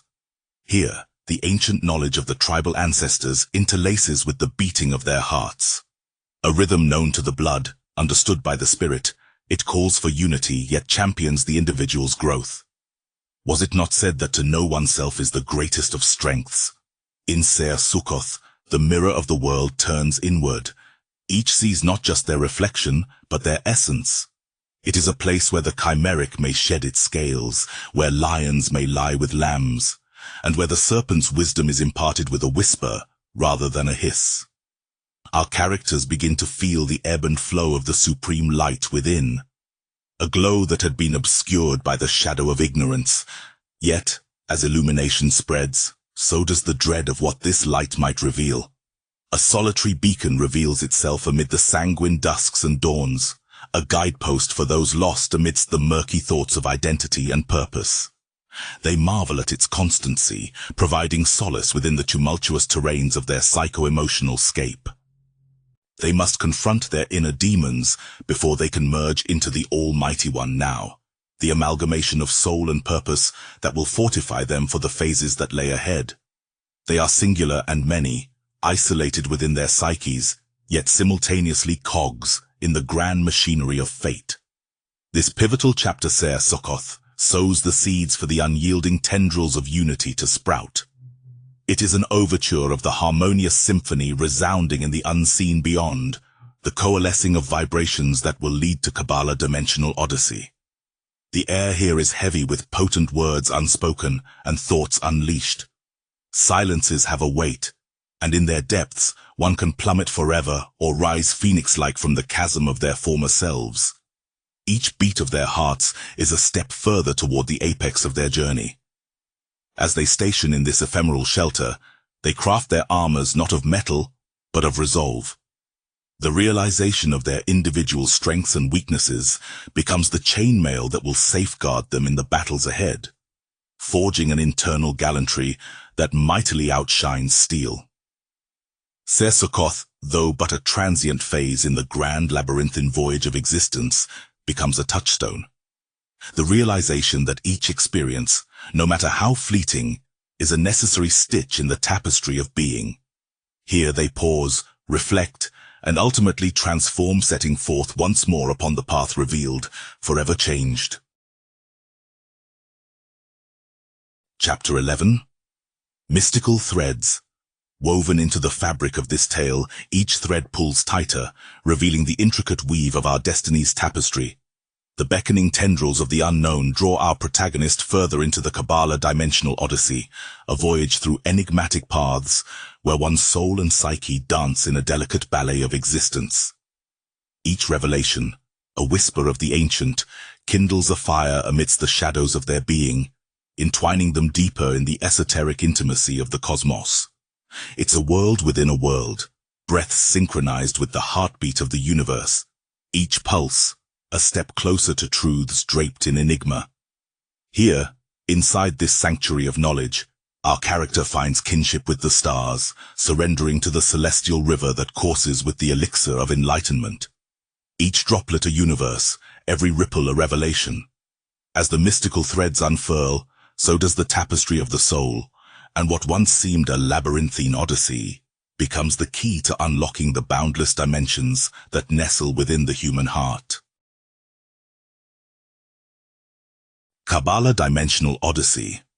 The unfoldment of mysteries swirling around each twist and turn in our story has drawn us through landscapes both familiar and fantastical, and now we embark upon a journey through the Kabbalah Dimensional Odyssey, a tapestry woven with string theories and higher dimensions, crisscrossing the fabric of our known universe with endless possibility.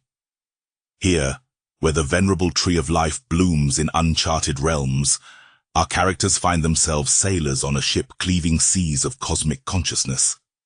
There is an abrupt change in the air, a subtle electrification that defies description as we traverse deeper into this enigmatic odyssey. Pulsing through the tale is an undercurrent of ancient wisdom, where letters rearrange themselves into pathways of power, a code that unlocks the very essence of existence. The hero, a mere mortal, steps bravely beyond the veil, into a realm where time folds upon itself like an origami bird, bringing what was and what will be into a single, eternal now. In whispers and echoes, a voice like the rustling of silk speaks to the heart, guiding the seeker through labyrinths of gossamer ether. They dance with seraphim, and their very thoughts paint the vistas of otherworldly heavens, each contemplation birthing new spheres of influence within realms that defy dimensions.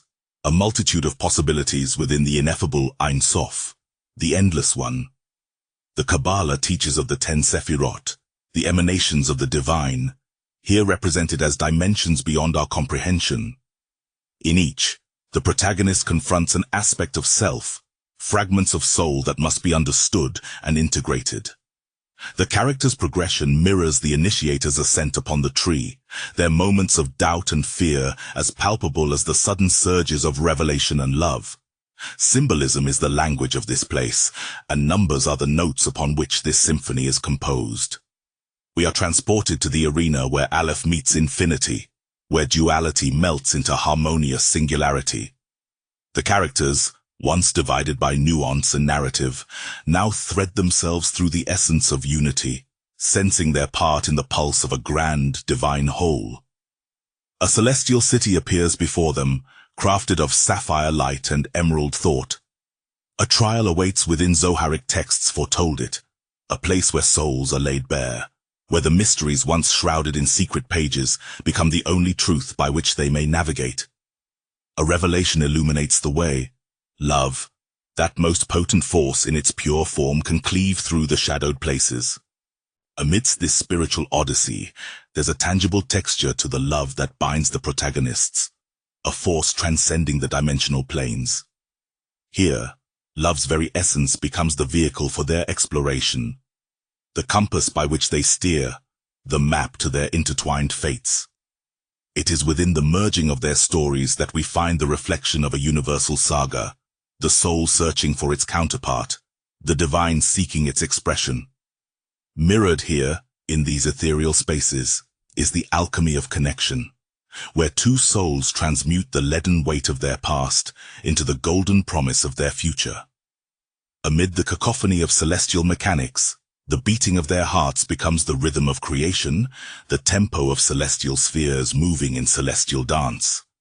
Intertwined with this quest for unity, the lore of the earthly and the divine coil around each other like the caduceus. A snake and a lion, symbols found twined in the myths of the ages, appear in this realm to our travelers, embodying the primordial energies they must reconcile. They face them not as adversaries, but as avatars of enlightenment, guardians at the gates of gnosis. Through the whispers of the Shekinah, our hero is shown the devastation of discord, the fractures that can be wrought by the misguided will. It is within this realm that the teaching is clearest. In the tapestry of life, every thread has its place, every color its purpose, every weave its meaning. Together, they form the story of all flawed, beautiful and sacred. For every ascension, there is the risk of falling. For every light, there is shadow waiting to be known. As they traverse the Sephirotic bridges, the characters' camaraderie is tested by the illusions of Saphira, the bright seducer, and Clifoth, the dark disruptor. They entwine and challenge, driving our protagonists to question their perceptions, their motives, their very existence. Amid the trials, the esoteric passages of the Book of Formation become their refuge, the geometric gateways found between the lines their portals to progress. They glean that within the sacred alphabets lie coordinates to hidden gates, and it is through these that they glimpse the life threads of those they've known, loved, lost, and yet to meet, a multiverse of consequence held tenderly in the Creator's grasp. As our odyssey across the Kabbalah dimensions winds its way towards conclusion, we too become acutely aware of the interconnectedness that binds all stories, all beings. There is a sense of something profoundly revolutionary in the balance of cosmic justice, as if this journey through spiritual space is not only the hero's journey, but humanity's collective quest toward a more profound understanding of love, unity, and destiny. And therein lies the heart of this dimensional odyssey. It is an epic forged in the soul fire of those who dare to seek, those who strive to heal the broken worlds within and without. Through the mystical threads of Kabbalah, the tale unfolds, lifting us to heights dizzying yet divinely inspired, reminding us that we are both the weavers and the woven, the dreamers and the dream. Our vision begins to clear as we prepare to return to the realms of tangibility, carrying with us the lightning seeds of insight from the Kabbalah dimensional odyssey. For with every chapter's close comes the whisper of new beginnings, within the hearts of our heroes, within the spiraling dance of galaxies, within the very essence of the story we are living, of the song we are collectively singing to the stars. Chapter 12. The Heart of Vigor. In the pulsating silence that followed, Chapter 11's winding paths, the hearts beat within us, the same heart that now quickened as our young protagonist stood on the precipice of the unknown, their mind embroiled in the Kabbalah's enigmatic whispers. It is from this place of raw potential that the heart of vigor unfurls. There, within the intricate dance of Priya Kartama's vibrancy, they uncover the fervor propelling life itself. It's an electric current, one that connects every living breath to the fiery core of existence. A vigor that fosters growth, not through the transitory flicker of adrenaline, but through the steady burning embers of passion and purpose. In this chapter, our hero learns that from each courageous leap forward is woven the very fabric of reality, a dazzling tapestry mingled with hope and the audacious spirit of youth that fears not the depths of the unexplored dark, nor cringes before the effulgent shine of awakening truth. Priya Kartama. The narrative threads converge, spiraling down through the echoes of time, settling upon Priya Kartama, the heart of vigor, where our hero, embraced by the ethereal warmth of the chimeric kin's heartland, stands in solemn stillness. His journey, character forged in the fires of trial, leads him here to the source of his strength. Underneath the canopy of a universe twinkling with 1,000 secrets, there lies the pulse of hidden powers, a symphony of life's vitality that courses through the veins of this enigmatic being. Poised at the edge of a cosmic precipice, Priya seeks to unravel the knot of existence, their essence interwoven with energies that defy mundane comprehension. The tale of Priya's emergence is as old as the stars that bear witness to it. Within the labyrinth of the mind's eye exist insights profound, yet so intrinsic to their nature, that to the outsider they may seem as elusive as a whisper on the wind. In youthful countenance, Priya embodies vigor, not merely the strength of body, but the indomitable force of spirit and will. Synthesized from epochs of wisdom and epochs of folly, our protagonist's heart resonates with the purest intentions. Here, in the sanctity of the sovereign, the arcane knowledge of the ancients merges with the electric pulse of the future. It is this interplay, this dance of time and thought, that fertilizes the ground from which Priya rises. In the hush of twilight's embrace, Priya's soliloquy blooms, an incantation of growth and understanding. The mystical threads, so long sought by our forebearers and woven into the fabric of their existence, now unfurl in the hands of the chosen one. This very moment is a tapestry of all that could be, with Priya at its center, a singularity of potential. The path revealed is not one etched in certainties, but rather paved with the essence of what it means to be audaciously alive. The vigor pulsing within is not bounded by the mere flesh that contains it. It is a candescence that lights the way for others, burning through the darkness of ignorance and fear. Through the eyes of Priya, one beholds the world anew, as if seeing through the prismatic viewfinder of hope. The entity's journey is a testament to the chimeric kin's faith in the alchemy of science and soul, with each heartbeat affirming the unity of sovereign might and tender humanity. Sketched within the confines of mortal coil is the immortal vigor, the inexhaustible spark bestowed upon those who walk the path less tread. Priya's quest exemplifies the insatiable hunger for knowledge, the unyielding pursuit of truth, and the intimate embrace of the unknown. And so Priya stands, a solitary beacon amidst the cosmos, their every pulse sending ripples throughout the seas of enlightenment, their very being a vessel of transcendental wisdom.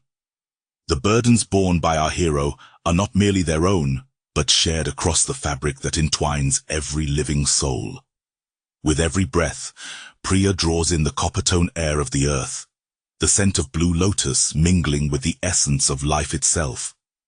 It is a melding of what is with what could be, a coalescence of the threads of time that bind us one to another, and to the essence of creation. Vigor is not the mere displacement of energy. It is the conscious, purposeful directing of one's innermost powers to sculpt the edifice of reality. Priya, the vessel of such potent might, faces the dawn with a heart undaunted, eyes aglow with the glimmer of untapped frontiers. To behold Priya is to witness the union of myth and flesh, the embodiment of an odyssey through dimensions seen and unseen. As night surrenders to the touch of day, our protagonist scribes their name upon the annals of the timeless, their story a beacon for generations to come. So stands Priya Kartama, at the very apex of metamorphosis, where the songs of tribal ancestors and the calls of destiny converge into a single, unbreakable thread. Here lies the heart of vigor, beating in synchrony with the universal drum, a testament to both the fragility and the boundless strength of existence. In this place of convergence, the Almighty now unleashes its full might, filtering through the core of our protagonist, charging them with a motive force that surpasses all worldly trials. Priya, charged with the electrifying touch of supreme light, burns as brightly as the most distant star, a cosmic wonder in the heart of vigor. Their story unfolds with each choice, each action, the destiny woven in the web of cause and effect. But in the quiet, between breaths, when the universe seems to hold its breath with them, Priya understands truly what it means to exist at the center of vigor, a force forever in motion, a fire that never ceases to burn. Chapter 13. The Axiom of Existence. In the echoes of something ancient and powerful, the chapter unfolds, inviting the intrepid souls who've ventured this far on the journey, a pilgrimage of the mind, an odyssey of the spirit. It's here, in the sacred crypt of knowledge, where the axiom dare not be whispered, that its essence throbs with intractable truth. O Ainu, an existence undeniable, singular, all-encompassing.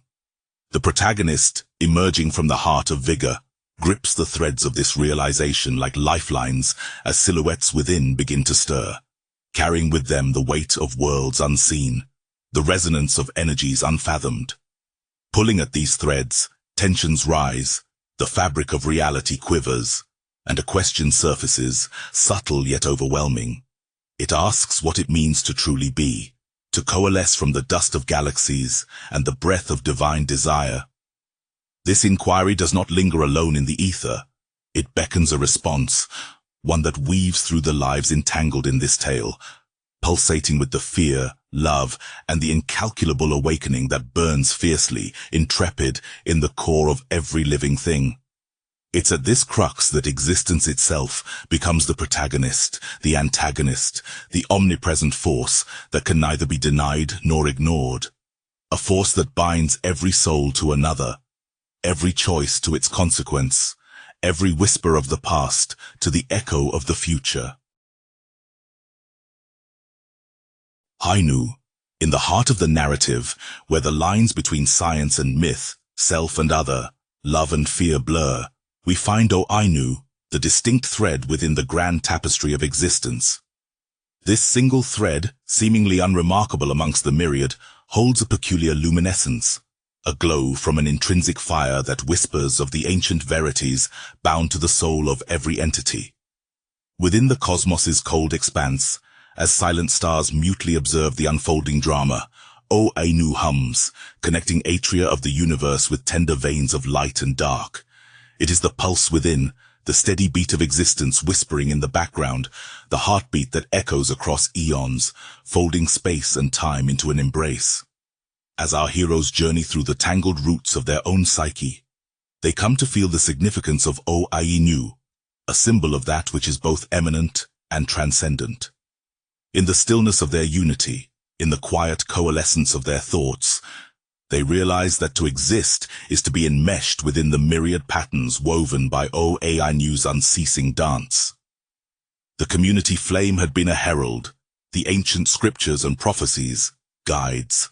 Now the seekers stand at the threshold where the paths of their existence converge upon O Ainu, the axle holding their worlds together, the irrefutable axiom that life, in all its forms, is interconnected.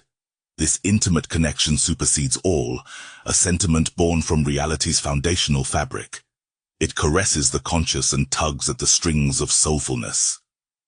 Empathy emerges as the firstborn of understanding, followed closely by the kinship of hearts striving against the enduring night. Through the vessel of their voyage, we explore the delicate filaments that bind the corporeal to the divine, the enduring sense that there is more within and without. In the vastness of our being, we stumble, tenders of the limitless mind, upon the shores of our own fragile immortality. O Ainu emerges as the axiom, a principle so simple, yet so profound, that it escapes definition, yet defines all. It is the acknowledgement that in this vast network of existence, the individual is both singular and integral, a cipher and a symbol of the collective. In the introspective sanctum where thoughts are unshackled, our protagonists grapple with the immensity of O Ainu. Here, they unite against the enigmatic forces that seek to unravel the very seams of reality. It is in O Ainu we observe the sinews of their courage, delicate yet unyielding. Against the dark canvas of unknowns, the blossoming love between our champions becomes a testament to O Ainu's tenets. Their bond, permeated with the axiomatic truth, slowly becomes a legend, riven into the history of a world teetering on the brink of oblivion and rebirth. For to exist is not merely to be. It is to stand with others within the glade of existence, hands clasped, eyes open, hearts bared to the horizon's infinite potential. In this understanding, in the shared breath of the moment, O Ainu resides. Their journey, a path of both illumination and shadow, culminates in the realization that no man, woman, or being may be an island. The pattern of existence is so intricately intertwined that the reverberations of one heart may uplift or unravel countless others. And there, within the infinite library of universal consciousness, our seekers discover that O Ainu is more than myth. It is the unfaltering truth nestling at the core of reality. They find solace in their communion, strength in their shared conviction that life, in all its conundrum and clarity, is an expression of the undying axiom. As the tale unfolds, O Ainu becomes both the key and the lock, the riddle and the solution. It is the common chant that echoes within the breast of the universe, a call to the wanderer, an invitation to the seeker, a solace to the lost. The revelations born from this axiom carry with them a weight, a responsibility ensnaring our heroes in a kinship with destiny. The path once shrouded in mists of uncertainty now lay clear, inscribed with the undeniable truths of O Ainu, and a love story infused with the stuff of cosmic legend. Thus, we venture forth upon the strands of narrative tethered to the core of all that is, was, and will be. In O Ainu, existence resonates, a profound shared harmony that transcends the ephemerality of life, scribing its ethos in the star-dusted annals of a universe yearning for the warmth of connection, the splendor of understanding. Chapter 14, The Apex Journey. In the throes of a journey that eclipsed ordinary strides, our travelers found themselves ascending Stone Mount Hor, a monolith whispering of antiquity, its truths veiled in an ethereal mist. Each step, a testament to the arduous transformation that our protagonists endured, seemed to engrave deeper mysteries into the very fabric of their essence. While a formidable path clawed at their limbs, demanding every ounce of their resilience, they trudged toward the apex with eyes awash in stardust and hearts ablaze with an unspoken promise. They were not merely moving upward, they were voyaging inward, delving into hidden crevices of the self, where fears and aspirations meld with a cadence that throbbed in rhythm with the universe itself. There, amid the confluence of earth and sky, they would unearth the endowment that had long eluded them, the pinnacle of existence where love transcended mere emotion, manifesting as the unbreakable bond that would unite their community and usher in an era of unforeseen enlightenment. Stone Mount Hor. Having navigated the labyrinthine alleys of the mind and basked in the luminescence of the supreme light, the seekers found themselves on the cusp of a majestic vision. Stone Mount Hor loomed ahead, an enigma wrapped in the veiled mists of dawn, ancient and silent, demanding reverence. Its secrets locked beneath its stony facade, a sentinel for the ages, watching over the world with a stoic patience that spoke of wisdom far beyond the years of any living creature. The air here was charged, bristling with the aroma of adventure, a rare scent that stimulated the deepest recesses of the heart. Each intrepid traveler could feel the drumbeats of the past resonating against the cool stone. At Stone Mount Hor, every footstep echoed the countless souls that had tread this soil before, each yearning for an ephemeral grasp at transcendence. It was here that the union of community meant more than a mere gathering of individuals. It was a tapestry weaving itself, where every thread contributed to the integrity of the pattern. In this union, each seeker became a vital force, an essential color enhancing the vivid lore of the collective journey. As they ascended the formidable slopes, the sky itself seemed to bow, acknowledging their fortitude. A tapestry of stars twinkled above, like ancient eyes watching over the intrepid adventurers. The cosmos, once so distant and indiscernible, now felt close enough to be touched by the outstretched hand of curiosity. In every whisper of the mountain wind, there were voices.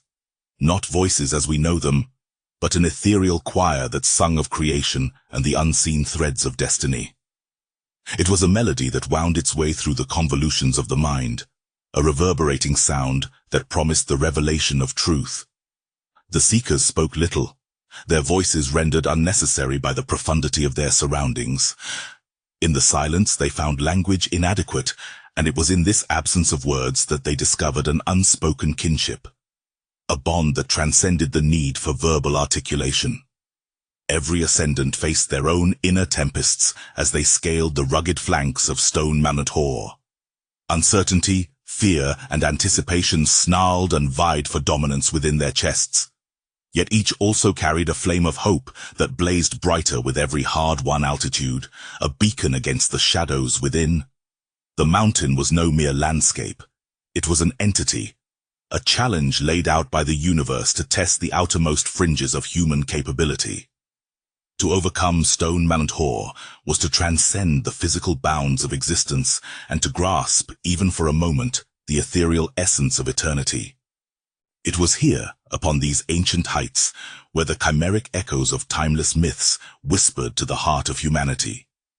Deities and demons, heroes and hunters of yore, with every step, the seekers communed with these spectral legends, their own stories intertwining with the mythic tapestry of the mountain. In the half-light of pre-dawn, a revelation unfurled itself like the petals of a blue lotus greeting the sun. The summit, shrouded in the sacred gloaming, brimmed with an energy that promised liberation from the fetters of the known world. It was not simply a place, but a moment of convergence, where all that was, is, and ever could be, met in a single point of existence. The seekers' shadows danced upon the ancient stones, their forms blurred into one as they approached the zenith. A unity of purpose imbued their souls with a collective fervor, a dance with destiny. Their silhouettes were cast as monuments to the unwavering spirit of pursuit, etched against the horizon in defiant celebration of their journey. Above them, the heavens unfolded, a canvas painted by the hands of an unseen artist. The cosmic theater played out its grand drama, celestial bodies moving across the firmament, distant spectators to the human odyssey that unfolded below. As the crest of Stone Mount Hor welcomed the seekers with open arms, each individual was reborn, with hearts aglow in radiant triumph. Here at the apex of their travels, they realized that the mountain had been not just a physical entity to surmount, but a mirror reflecting the odyssey within, each grain of stone a testament to the strength and fragility of the soul. The journey to Stone Mount Hor was a microcosm of life itself, a confluence of trials, tribulations, and the irrefutable beauty that lies in the unyielding quest for knowledge. Here, the seekers stood united, not by their similarities, but by the respect for their differences, knowing that the true apex could only be reached through the harmonious synthesis of many into one. As the first rays of the sun crested the horizon, bathing the seekers in aureate light, Stonement Hor whispered its final immutable truth. In unity, the diverse voices of humanity could sing a chorus that spanned the ages, echoing across the cosmos, a song of life, love, and the undeniable power of shared dreams. Chapter 15. Divine Encounters. In the aftermath of our apex journey, we tread softly into the hallowed realm of divine encounters, where ethereal beings congregate with the propensity to elevate the soul's essence. The travelers, having forged through the crucible of existence, now face the rapture of angel ascension, an upheaval of spirit and form that unwinds in the vibrant tapestry of space and time. Amidst these celestial rendezvous, a profound silence entwined with the harmony of the cosmos echoes the whispers of lives interlaced.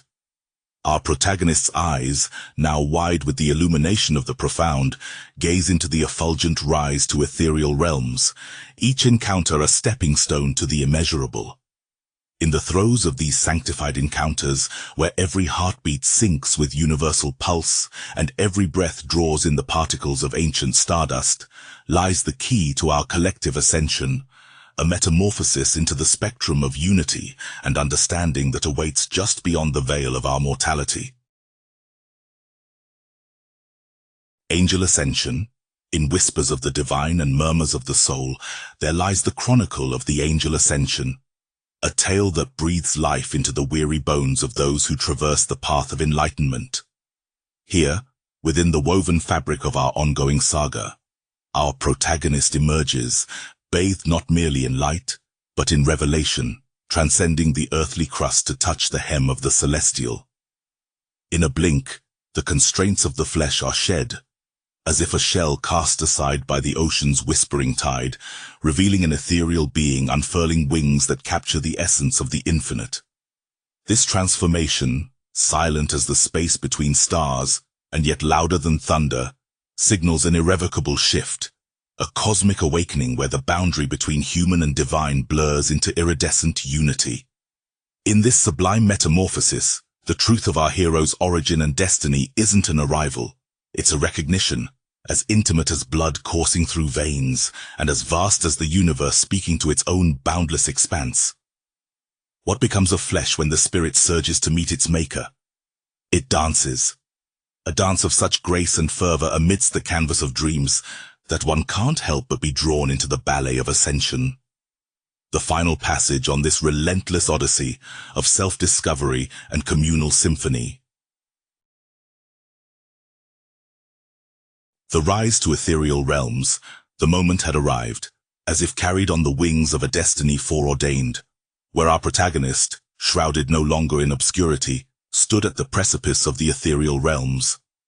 It was a place not charted by ordinary maps, nor could it be reached by conventional means. No, this was the sphere of ascended consciousness, the domain of beings who had shed the chrysalis of mortal limitations. The whispers of ancient rhythms echoed, guiding the way like a pattern of constellations rotating in sync with the beat of the universe. Here, amidst the glow of sprouting stardust, it was the purity of intention that burned like an everlasting flame, illuminating paths where shadows once danced. Transcendence is not without its trials, but our keeper of light, with soul forged in the community's flame, embraced each trial as an artisan shapes precious metals with care and precision. Each challenge overcame fortified the resolve to rise, a silent oath echoing in the chambers of the heart, yearning for enlightenment. In the realms unseen but deeply felt, where the mind's eye opens like Peniel witnessing wonders unbeknownst to ordinary sight, the sojourner walked unfaltering. Within this kaleidoscope of existence, a symphony played that only few could hear, a melody of liberation, of love unbound, and of unity unshackled. Memories of Kuka's serene waters melded with the essence of Yaakova. They formed rivulets of wisdom washing over the protagonist, each droplet resonating with ancient truths and forgotten promises of a return to wholeness. And then it came, the fusion of mortal and divine, as this child of stars stood within the core of what is deemed supreme light. Here in this unadulterated brilliance, the shadows fled, and the truth of all existence stood naked and unobstructed to the soul's gaze. As the journeyer touched the heart of vigor, now robust with the strength of Priya Kartama, the transformation was no longer a myth whispered among the chimeric kin, but rather a tangible aura that wrapped itself around their very essence. The axiom, O Ayanu, was now an electrified reality surging through veins that had once known only the mundane flow of everyday life. It was an enriching, fulfilling force, emanating from the deepest well of being, where one is all and all are one.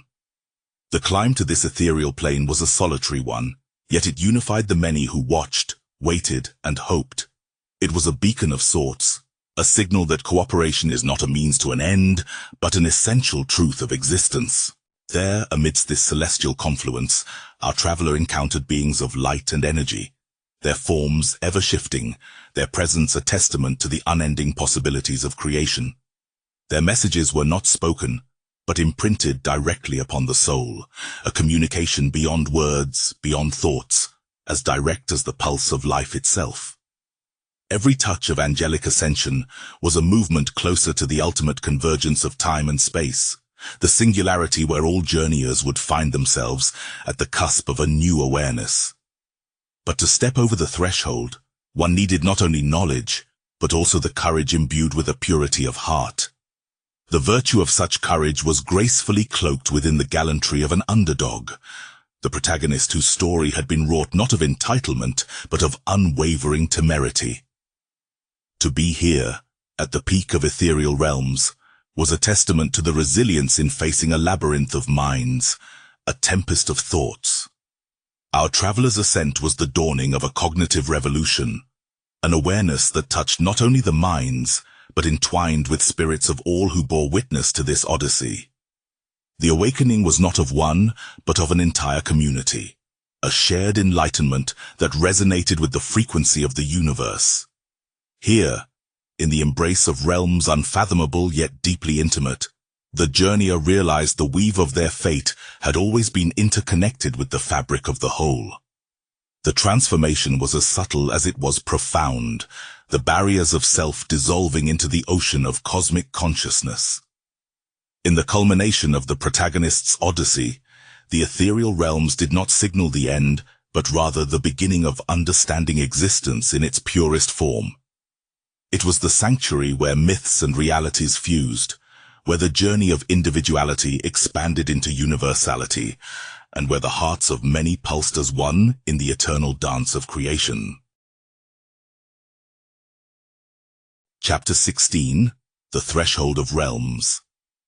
As we traversed further, the fabric of reality began to undulate, weaving itself into a tapestry both exotic and familiar. At the precipice we stood, our hearts thundering in our chests like celestial drums, gazing into the convergence of time and space, where the myriad realms lay entwined. It was here that the universe whispered its silent hymn, a melody that thrummed through the essence of our being, urging us onward. This threshold, bathed in the glow of interstellar anomalies, was a nexus of possibilities, where past, present, and potential futures coalesced. It was a liminal space that beckoned with enigmatic allure, where each breath felt like a dance with eternity, and every step resonated with the intimate knowledge that we were not merely crossing into a new dimension, but also crossing into the fullness of our collective existences, ushering in an era where once hidden truths fluttered before us, as delicate and unstoppable as a bloom unfurling its petals to the first touch of dawn's light. Convergence of time and space. Amidst the silhouettes of possibilities, the tale sails forth from the enigma of regularity, one moment rooted deeply in the familiar soil of hours, the next vaulting into zones where the tick of a clock melts into a symphony of dimensions. It is here upon the threshold where realms whisper tales of convergence, be it in the age of pharaohs or the corner store's shadow. In the tender fabric of reality, embers of the ancient myths rekindled, casting a glow upon the ever-narrowing chasm between what is and what could be. The plotting of stars and scrolls of yore conspired, entwining destinies and revealing stone-cold intentions between unsung heroes and the cohorts of oblivion.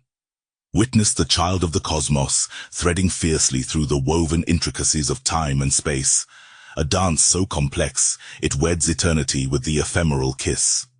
Kaleidoscopic heavens bent at the seams, with hearts ablaze and minds aflutter, the characters delved beyond the flesh-bound barriers.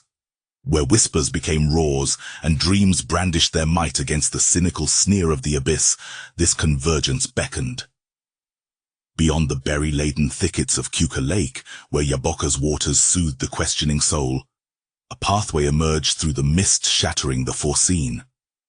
Were the tribal ancestors, with their woven legacy and sinewy tales, pointing to an alignment unseen, one that scoffed at linear mortality. The tribe's pulse ran through dragonflies and comets alike, a syncopation that churned with the same rhythm as the hearts beneath the keenness of Peniel's gaze. In the intimacy of this moment, there was a pause, suspended, as if the universe itself drew a silent, collective breath. Time squinted, scrutinizing its own reflection in the mirror of possibilities, where space grinned, revealing hidden doorways in its infinitely faceted expanse. And so it was that the cosmic clock ticked toward an hour of reckoning, where the lines that charted the sand's journey through the hourglass swirled into a ring, an Ouroboros, consuming and birthing itself in endless turns. This was the reveal time and space, not as foes nor as strangers, but as ancient lovers reunited. The strands, the gossamer, silken strands of choices, woven across the realms by the tapestry of living tugged at the consciousness of those who dared to listen. As our champions wrestled with the veils of their own becoming, each instance of revelation plucked at the threadbare curtains that draped over the windows of perception. A trifling shift, so slight yet profound, as a singular leaf's descent heralding the onset of fall, rebuffed the long-set notion of a flat universe. Seir-Succoth's pathway, cloaked beneath centuries of lore and legend, shimmered as an umbilical cord, tender and fierce with the pulsing promise of new life. Contemplations of the Kabbalah had cracked doors ajar. Dimensional odysseys hinted with cryptic runes. At the rudimentary intersection of the esoteric and the empirical, worlds colluded gently, ripening upon the vine of universal insight. Priya Kurtama, the sheer vigor of being imbued them with a dauntless spirit that would transcend the dogged march of the second hand. It was there, within this nexus, that the heart's true voice trumpeted a clarion anthem. Who then could resist the ecstasy of an existence unbounded? Through kaleidoscopes of galaxy twist, the soothsayers and the science wielders gathered, their gazes locked in wonder and worry. As the fabric of what was known stretched thin, the axiom of existence whispered of a unity that could bridge the gulfs of alienation. Journeys ventured towards Stonement Hor, spiraling upwards on the echoes of the ancients, clinging to the precarious certainty of rock and the convolution of prophecies. This was no ascent of brim and brine, nor the mere summiting of a terrestrial crest. It was the gathering of selves, the coalescing of singular intent to peer beyond the veil. Stone on stone, step on step, joined by spectral wings urging ascent. A crescendo of etherealism embroidered the fray of revelation. The divine encounter then, as on waxen wing, did not incinerate those who dared the sun, rather burnished them with a palette recruited from dawn's first blush. A convergence it was, where past and future escorted one another with tempered strides, birthing a presence so potent it ignited a torch to beckon the way. For in the convergence of time and space, there lay not endings nor beginnings, but echoes of eternity, one realm to another, in the grand dance of existence, opened its doors wide, and our voyagers, blessed by the courage born of love and loss, stepped forth into the threshold's embrace. Chapter 17. Tempest of the Cognitive. Amidst the gripping silence that trailed the last whispers of Chapter 16, where time and space had folded into the precipice of possibilities, Chapter 17 emerges as a tempest of the cognitive. Here, The once tranquil psyche is now a roiling sea, each thought a cresting wave wrestling with the undercurrents of uncertainty and revelation. Protagonists, now enmeshed in the fabric of their mind's labyrinthine corridors, navigate the storm of identity, purpose and memory, their resolve flickering like a flame in the wind. Boundaries blur as the cognitive tempest tosses certainties to the winds, intertwining the narrative threads into a rich tapestry of inner battles and ethereal triumphs. It is within this cerebral vortex that the arcane passions and illuminated shadows combine, a dynamic dance where love's tender might burgeons, daring to thrive amidst the heady clash of adolescent awakening and ancient wisdom. The hero's journey into self pits them against the deep-rooted echoes of their ancestry, while the future, with its incandescent wings, beckons with ardor from beyond the turmoil. As the storm rages, they discover that the most potent tempest is the one that rages within, a disquiet that reshapes their world and forges alliances across unseen frontiers as they brace for the enigmatic challenges looming in the chapters ahead. The mind's labyrinth. Within the twisted corridors of cognition, where thought meanders like ancient rivers through the labyrinthine expanse of the mind, our heroes press forward. They dance through the realms of raw creation, and now, embarking upon the endless folds of their own mental tapestries, they come upon themselves lost, yet enlightened in the chaotic serenity that lies in knowing the unknowable. In the depths of this cognitive tempest, the very fabric of their being is tested against the wily specters of their deepest fears. A place where memories, both bitter and sweet, weave together in a mosaic that defines the reality sensed, but not quite seen. Each thread is a choice, each choice a path, and each path a destiny unfurling before them, iridescent and wild as the stormy sea. Is it not in the complex ciphers of the mind that one discovers the intricate interface between soul and matter? So too our protagonists realize, in flashes not unlike the birth of stars, their own minds are enigmatic universes, cross-stitched with motives and intents as numerous as the constellations. The whispers of their subconscious are as sirens, luring with melodies of what might be or might have been, compelling and repulsive in equal measure. There, within the echo chamber of themselves, it is the silent pulsing of intuition they must heed, a guiding star amidst the galaxies of thought. A labyrinth confounds, it ensnares, it terrifies with its innumerous possibilities. Yet in the cryptic design of the mind's own ancient puzzle, the truth resides waiting for its season of revelation. The psyche's enigmas are but a play where shadows cast signposts pointing toward enlightenment. Unseen hands move pieces on this board of mental mirage, presences felt but unseen. The tapestry they weave with power unseen directs paths through the maelstrom of the inner cosmos, provoking epiphany, inviting revelation, sculpting identity as the potter does the clay. The heart, a drum beating rhythmically to the sound of life's own underscore couples with the mind's eye, and together they conjure vistas of clarity amidst the fog. An internal world so vast it dwarfs the terrain of any physical expanse stretches out before them. They are Atlas holding the sphere of their own thoughts. It is in the quietude between heartbeats, in the space between breaths, that our heroes find themselves locked in communion with the mind's enigmatic sentience. Moments captured, as though time herself has paused, contemplating the strangeness of her own inception. Affliction and aspiration entwine as serpentine roots reveal themselves. With resolve, our journeymen and journeywomen tread through confusion's briar, each thorn a lesson etched into the sanctum of their being. Mustn't one bleed to know they are truly alive? The past, their prologue, lurks in the veils of unseen corners, castigating and caressing as only the past can. They gain familiarity with these hauntings, for to navigate the labyrinth one must embrace every spectre, every spirit of before. Lacunae of silence become their havens, refuges wherein the pandemonium is held at bay.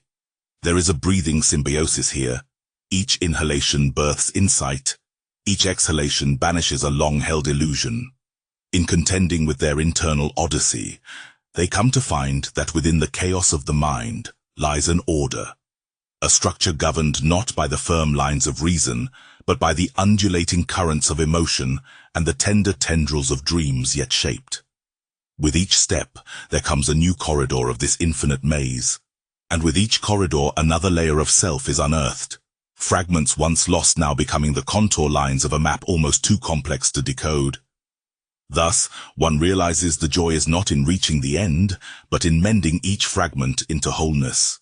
The labyrinth morphs as they advance, for it is dynamic, a living organism reacting to the presence of its travelers. Their progress, it seems, is less about discovery and more about creation, for in delving into the mind's recesses, they are builders of inner architecture, architects of their own awakening. And so, as they weave through the bewildering yet beguiling paths set before them, our heroes come to understand that this mental maze is not a trap, but a lesson. It is the ultimate teacher, leveraging enigma to mold them, shaping them to grasp the unfathomable, readying them for what lies beyond the labyrinth's last turn. Chapter 18. The Virtue of Temerity. In the relentless maelstrom of the cosmos, where stars form the backdrop to our inconceivable saga, Chapter 18 stands as testament to the virtue of temerity. With the grandeur of galaxies as witness, our protagonists, clad in the armor of their unyielding spirit, dare to pave paths undreamt by the faint-hearted.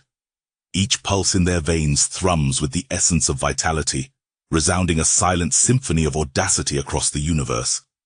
Like a meteor cutting through the celestial fabric, they embody the gallantry of the underdog, the unsung heroes reclaiming their ordained space in the story. It is here, amidst the chaos of colliding worldviews and the whisper of destiny's call, that temerity becomes their guiding star, a beacon distinct from the constellations of convention. Through shaken realities and shattered myths, these brave souls navigate the serpentine labyrinths of their own cognition, wielding tenacity as both shield and spear against the unseen forces that conspire to dim their relentless luminescence. Emergent from the tempest of the cognitive, they find not just the virtue, but the very quintessence of temerity. The audacious belief that even when the sky seems gravid with malevolence, courage will hold the pen that continues to script their dance among the stars. The gallantry of the underdog. Within the vast expanses where heroes arise, there often sprouts a tale of an unexpected warrior, the underdog, whose heart beats a thunderous rhythm against the immense obsidian sky. In this narrative, the stage is set for a dance of the undervalued, whose bones are carved from the scrape of solitude and spirit distilled in the crucible of temerity. It's here in the ordinary, where extraordinary courage buds and blossoms. In the weave of our story, twists fate into an ironic tapestry. Celestia, a protagonist as unlikely as dawn on a moonless night, stands not tall, but rather radiates an inward stature that scales the heavens. With bare feet, she steps on the serrated edge of risk, whose whisper lays hungrily upon the fields of her mind, a voice that dares her to tread into the unknown. The echoes of the ancient tales had not prepared her for the singularity of her journey. The community flame had burned within her, as much a mystery as the perennial vision that blinked open in her mind's eye. A restless desire surged, driving her to recognize that enlightenment's waters sometimes only reflect the bravest of reflections, those that stand alone against the tide. Destiny had cast her into the chimeric kin, yet no blue lotus nor copper-toned skin could shield her from the trials before her. In this sphere, the myth of transformation had become her skin, her covenant with the ether lion's mane and serpent mother, both her lineage and her tutors in the art of metamorphosis. Remember, underdogs aren't christened by their meekness, but by their hidden ferocity, glimpsed through the rift in the facades of giants. They hold within them a light, supreme and piercing, that wanes not in the shadow of loftier entities, but beckons, a solitary beacon for others that had yet to recognize the potential in their own glow. The sovereign unity that held the realms together, the almighty now, pulsed within the veins of the least expected. Celestia's gate, a compositional rhythm, an axiom of existence simplified to the cadence of one who knows not defeat. For each stumble is but a choreographed dip in the grand performance of resilience. With every breath of vigor drawn into her lungs, the Priya Kartama awakened. A tenacity spun from the mystical threads that bound dimensions. The Sersakoth path revealed before her was not just a roadmap, but a living narrative, an invitation to stride into the storm with eyes wide and heart untamed. O Ainu, the core of her being, resonated with the beat of the earth itself, the mother from whom she had strayed and to whom she must return. It was a song of undying hope, a melody that surged through stone and mortar, through Mount Hor, to the summit of what was to be her ultimate ascent. As divine encounters painted her days with streaks of ethereal wonder, and the rise to angelic realms bridged the gap between heaven and earth, Celestia's underdog tale was not defined by the apex of her journey, but by the perseverance shimmering in her ascent. For only in the convergence of time and space did the true essence of temerity reveal itself. Through the tempest of the cognitive maze she wove, the underdog's gallantry was a flag unfurled atop the fortress of her convictions, standing undeterred amidst the relentless gales and roiling torrents of doubt. With every fiber of awareness sharpened, Celestia's saga evolved as an onset to enlightenment. The twilight of ignorance receded, leaving in its wake the glimmer of profound insight, and the tenacious grip of one who has learned to harness the tempest within. The revelation bound her to the wheel of fate, yet not as a passive passenger, but as the driver with hands steady on the palanquin of destiny. Now armed with vision clear and purpose bold, her gallant stand was not for glory, not for her, but for the entwined souls waiting beyond the dawn of her triumph. In the fervor of the battle, the underdog wears an insidious veil of underestimated prowess. Yet through the weft of strife and struggle, her true countenance becomes unveiled, a countenance unmarred by deceit, but sculpted by an unwavering resolve to rise time and again. In the embrace of companions, she found the levers of compassion, that power of the human spirit, embracing and amplifying the intrepid heartbeats of kindred underdogs. In their gathering, the building stones of revelation lay not in isolation, but in connection, the elusive emerald enigma, now a shared jewel among them. Finally, the sanctum of synthesis awaited, the nexus where myths bowed to reality and fables intertwined with truth. In the crescendo of their unified call, resonance beckoned her towards the singularity of communion. Celestia, the dauntless underdog, embraced her kin, heralding the ascent of the community, the harmonious singularity that uplifted all who dared stand at her side. Chapter 19. The Onset of Awareness. The world rippled around him like a cloth caught in a zephyr, and with a flutter of his heart, an epiphany struck, the pulsing light of intuition igniting his dormant senses. In this moment, the protagonist's cognizance flared brighter than the community's guiding flame. A swirling mix of cosmic insight and personal revelation entwined within his newly awakened mind's eye. How he hungered for truth, found amongst the allegorical scripts of his ancestry, now vibrantly clear with the vestiges of long-forgotten pacts shimmering on the periphery of his being. He stood at the precipice of newfound gallantry, a lone, shimmering underdog whose virtue lay not in might, but in the stoic resolve to traverse the mind's intricate labyrinth. It was here, amid these shadows of the cognitive tempest, that his burgeoning awareness dared to dance, piercing the veil between the known and the enigmatic unknown, leaving him perched on the cusp of revelation. A revelation that would weave his destiny into the cloak of the ages, thread by indomitable thread. Dawn of the Enlightened Warrior. Within the cloistered silence that followed the revelations of the previous chapter, a surge of consciousness began to stir. It was a raw awakening, the kind that tears through the fabric of being like a blade of light, splitting the void. There, amidst the echoes of ancestral wisdom and Lakewater's whispers, the dawn of the enlightened warrior cast first its subtle glimmer. The protagonist, whose skin once shimmered with the naive hue of copper-toned dreams, now bore the copper-toned resolve of a truth-seeker. Eyes wide, they observed the world anew, as if a veil had lifted, revealing the intricate dance of energies, the silent hum of the cosmos that had always been there, always pulsating, yet unheard. Embraced by the supreme light of awareness, they stood solitary, yet unalone, understanding now the invincible thread connecting all life. With every sunrise, what was once the burden of awareness now anointed them with purpose. Within their perennial mind's eye flickered images of futures not yet written, of paths carved from the crystalline certainty that they were more than flesh, more than the sum of their experiences. They were part of the continuum, a sovereign unity that pulsed with the rhythm of the Almighty One now. The transformation had not been swift. Each layer of ignorance stripped away left them vulnerable, exposed to the tempestuous nature of true cognition. As they traversed inner labyrinths, struck by lightning bolts of enlightenment, they withstood the mind's tribulations. Their battle was silent and solitary, a gallant underdog wrestling, like Yaakova's legend, with forces seen and unseen. It was here, in the crucible of this newfound state of being, that the enlightened warrior found the virtue of temerity. With each breath, a steely resolve filled their lungs, a courageous assault against the insidious veils that once clouded their vision.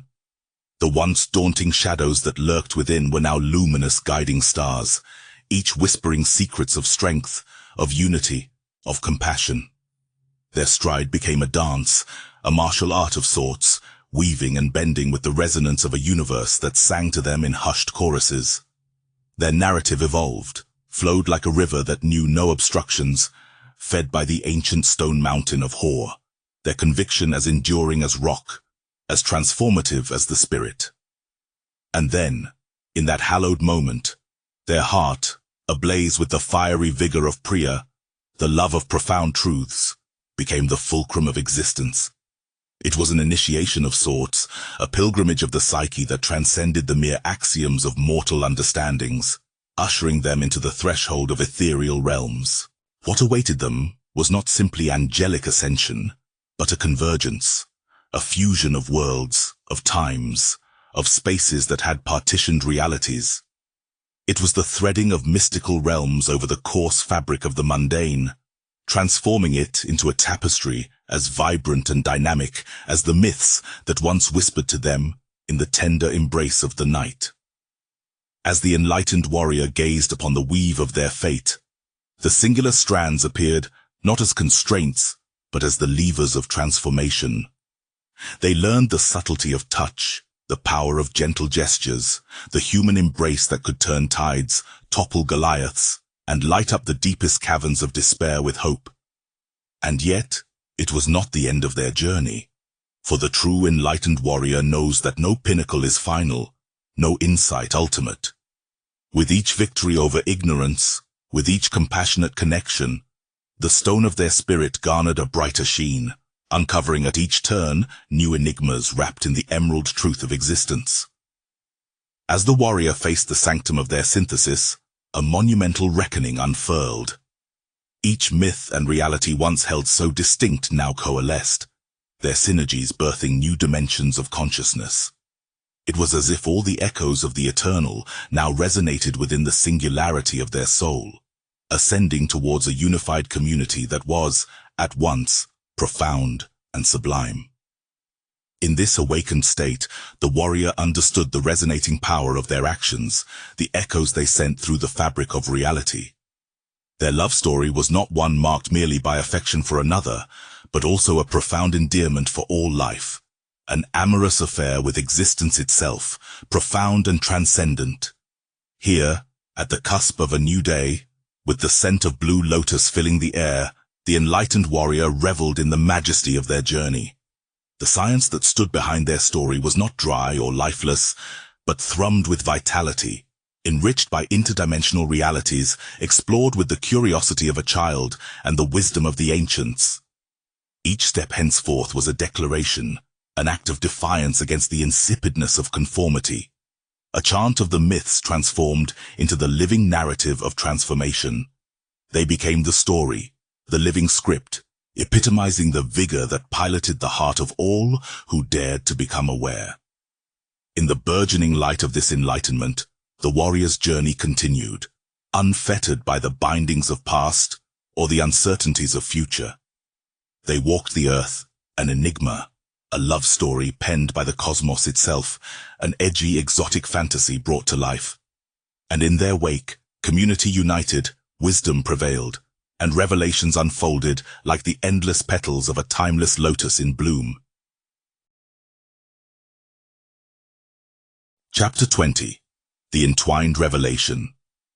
In the aftermath of self-reckoning, amid the crescendo of truths long whispered by the wind-kissed leaves, the revelation burgeons forth as a kaleidoscope of fate's design. The characters of our journey, at once apart and now entwined by destiny, dance upon the precipice where knowledge and abstruseness marry beneath the celestial dome. Silver, with eyes that have seen beyond veils, discerns the weave of existence, a tapestry where time loops and twists around the sinews of choice and necessity. Each revelation is a symphony, a resonance within the heart of existence, liberating and constricting as the undeniable truth of their interconnected destinies unfurls with the inevitability of an ancient prophecy's echo. As they stand shoulder to shoulder, the warriors of light witness the crumbling of barriers, the amalgamation of thought and being, where love emboldens courage and the wisps of youth's naivete transcend into the gravity of awakened purpose. The weave of fate. As we traverse the pavements gilded with starlight, we find ourselves entangled in the essence of destiny, a concept explored with great earnest through the narratives of preceding chapters.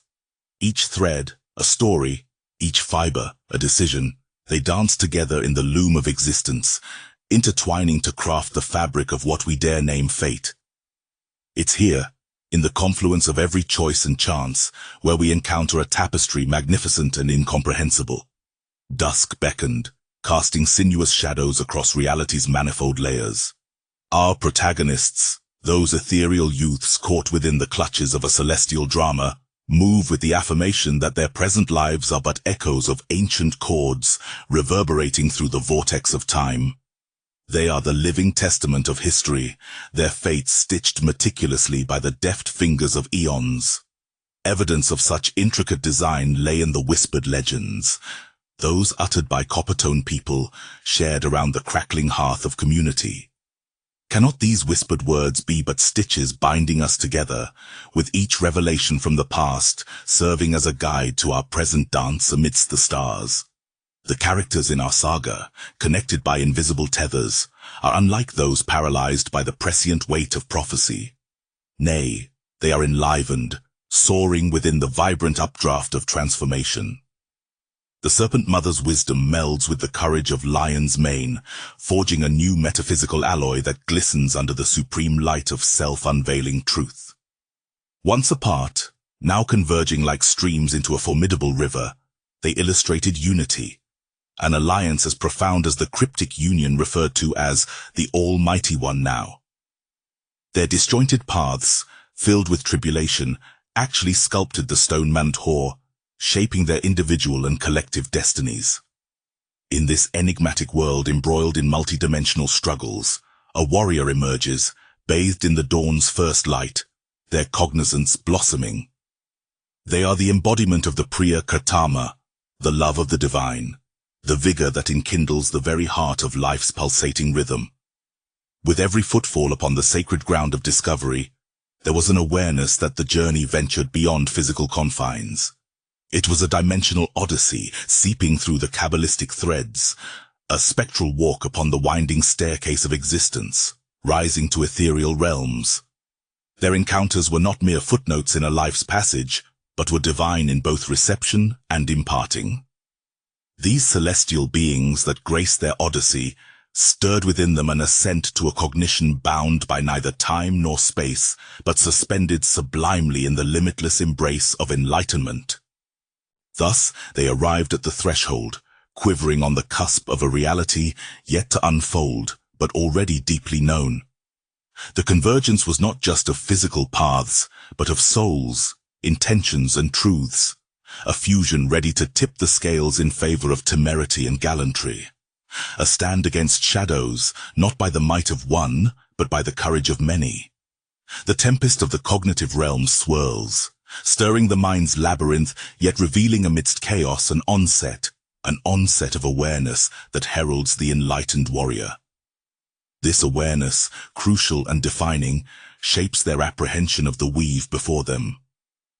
It is in this nexus where the concept of a singular fabric becomes palpable, where the separation of journeys dissolves and each individual strand reveals its place within the whole. Destiny, no longer seen as a sequence of solitary steps, but as a symphony, an intricate harmonization of countless lives and choices. This is the revelation. No string of fate operates in isolation. The interconnection, the interdependence, unravels the deceit that once veiled hearts and minds. Here, in the clarity of interlacing destiny, the insidious mask collapses, shredding into inconsequential dust beneath the unstoppable wheel of time. Thus emerges a truth, vivid and plain. The true power is in the human embrace. Compassion, warm and genuine, becomes the lever through which the weights of the world find balance, and the collective heart finds its cadence. As we progress toward an emerald enigma, both binding and enlightening, every fiber of the great tapestry quivers with anticipation. The sanctum awaiting is not merely a place but a state, a unifying synthesis, a melding of myths, realities and spirits bearing the resilience of ancient ancestors and the ingenuity of a future unwritten. The weave of fate is vast, a shimmering amalgam of all that has been conceived beneath the canopy of consciousness. As we proceed, let us tread lightly yet boldly upon this interconnected web, knowing that within its intricate pattern lies the resonating singularity that is our unified community's ascent, planned by the cosmos, threaded by existence, and crafted by the bravest of hearts. Chapter 21. The Insidious Veil. As echoes of the past bled into the present, the deceptive calm felt after the entwined revelations belied a darker undertow that our protagonists could sense but not yet grasp. The insidious veil, a shroud woven from the fabric of galactic deceit, hung heavy, damp with the musk of untold lies, seething with the silent scream of absolute suppression. A false front, deftly obscuring the machinations of a reality much grander and more ominous than the harmonious unity believed to have been forged. It was within this chapter that the character's senses, so recently attuned to the raw pulse of creation, began to detect the fine threads of betrayal stitching through their awareness. And it's in this quivering moment, teetering on the brink of an abyss, they can't help but feel the pull of an impending, inexorable truth that would demand more than the surrender of ignorance. It would demand the surrender of innocence itself, a price none were sure they were prepared to pay, yet they all knew that inevitably they must. The deceit unveiled. The curtain of falsehood slowly started to quiver as whispers of truth seeped through the seams of an ever-tightening weave. In the muffled cacophony, one could hear the silent gasps of reality, as if waking from a long-induced slumber.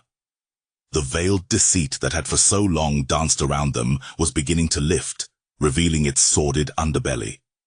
Amidst the hum of the cosmogon's engine, a beating heart thundering with concealed knowledge, it was Mara who first noticed the fragmentation of the facade. Those eyes, luminous and vigilant, caught glimpses of inconsistency that clashed with belief and compelled a search deeper than before. The fabric of the community, embroidered with tales woven from the dawn of time, began to unravel thread by thread. The walls, once thought impenetrable by falsehood, bore cracks of enlightenment, with beams of revelation shining through. As the community gathered, a sense of restlessness grew. Speakings among them rose and fell like ocean waves during a tempest, querying what truths lay hidden beneath layers of tradition and tales. Eli, the stoic guardian of the tribunal records, came forth with volumes decrepit by time, yet saturated with significance. From the yellowed pages, the prophecies of yore echoed anew, and so emerged questions that probed the very essence of their existence. For therein lay predictions unmet, pledges, broken lines of fate improperly cast. At the heart of enlightenment, an aged tree, its bark etched with the names of ancestors, served as a clandestine witness. Voices, once stifled by rigidity of the past, now crept through its roots, intent on reclaiming the stolen verity of their heritage. The heroes of yesteryear, once idolized in tales of grandeur, revealed themselves as more than mere mortals. Their stories, intricately linked to the present void, hinted at a surreal connection, a bridge through time that had been mercilessly severed. As clarity eclipsed deceit, the tune of the cosmogon shifted to a haunting melody of revelation. And in this phase of unveiling, our protagonist, young Lyra, stood quivering yet defiant. She felt the tendrils of knowledge seep into her consciousness, threading the patchwork of past deceptions. The community's trust, a fragile vessel, now swayed perilously on the sea of newfound cognizance. Lyra's compatriots, brave, bold, and linked through communal ties, watched with trepidation as the éclat of dawn approached. With it carried the inevitable moment of decision, to embrace or to vacate the unveiled reality. In clandestine meetings, whispers became declarations, as individuals sought to piece together the fractured mosaic of their society's law. Allegiances teetered on the brink, as each revelation cast doubt upon the foundations of their shared beliefs. The confrontation with the insidious veil was not merely an external battle. It drove its stakes into the deepest corridors of their minds, challenging preconceptions and demanding a reconstruction of identity. The needle of truth had weaved its path through the tapestry of lies, leaving behind a labyrinthine path to be explored. It was Jasper, the scholar of the arcane arts, who brought a semblance of equilibrium to the frayed tension. His insight into the complexities of the intertwined worldviews presented a beacon as they navigated the muddied waters of deceit. Jasper, with his theorem of cosmic interplay, proposed a coalescence of fractured paradigms into a new whole. Yet the acceptance of such a framework required the shedding of former shells, a molt necessary for rebirth, but painful nonetheless. Courage, then, became the clarion call for those shattered by the revelations and those who dared to question. It shimmered in the eyes of the children, the community's untouched spirits, and flickered in the hearts of the elderly, the keepers of outdated doctrines. As the zenith of unveiling reached its pinnacle, a turning point approached, an epoch where the marred past and the uncertain future would clash like titans across the canvas of the cosmos. The deception that had once insidiously veiled hearts and minds had now been rooted out, extracted by a unity unforeseen, and the quintessence of their fabric, the very soul of the community, was revealed in its raw and undulating form. To stand unmasked before the eyes of the epoch was the fate of every being within the community. The veneer had not merely given way, it had imploded, sending shards of falsehood scattering into the void. For in the stark light of unveiled mistruths, the only choice that remained was to face the dawn of a new existence, one where the deceit no longer held sway, where transparency reigned, and the chains of ignorance were forever broken. In the silence that followed the crescendo of uncovering, a tenuous harmony descended. For now, they must forge ahead, to heal the wounds of betrayal and sculpt a future untethered by the vestiges of deception. This was their newfound odyssey, the journey from the insidious veil to the bastion of veritable enlightenment. Chapter 22. Levers of Compassion. In the wake of deceit's unmasking, the narrative quietly transitions, painstakingly unfolding the tender mechanisms that enkindle humanity's most potent force, compassion. Within the kaleidoscope of experiences, our protagonists unearth a strength that contradicts iron and blood. A gentle tug, a kind word, an embrace potent enough to bridge chasms too wide for the physical form. Here lies the bedrock of their unity, the sweet solace after the storm's rage, the unseen hand that lifts when gravity weighs down on the soul. It bathes the collective wound in fervent care, forges alliances from the very marrow of contention, its pure and resolute might far outstripping the cold adamantium of swords. This is the sublimity of the human spirit's soft caress, cradling the very core of a desolate kindred, illuminating the darkened corners with the luminescence of shared heartbeats. Like threads of gold spun through a cosmic loom, it connects, it repairs, it sings a silent lullaby against the cacophony of time, heralding that most sacred truth, that within us pulses the boundless instrument of change, the levers of compassion. The power of human embrace. In the wake of revelations and amidst the swirling dust of alien landscapes, where human and more than human entwine, it's the warmth of human embrace that whispers of home. Through the tendrils of time and consciousness, this gesture, humble and profound, roots itself deep within the psyche of our emerging heroes. The power held within the circumference of our arms may seem a faint flicker against the backdrop of cosmos-spanning ennui, but let's not be so hasty to dismiss its might. As our protagonists navigate their journey, the clasp of hands, the enfolding arms, signal a unity unfettered by the corporeal.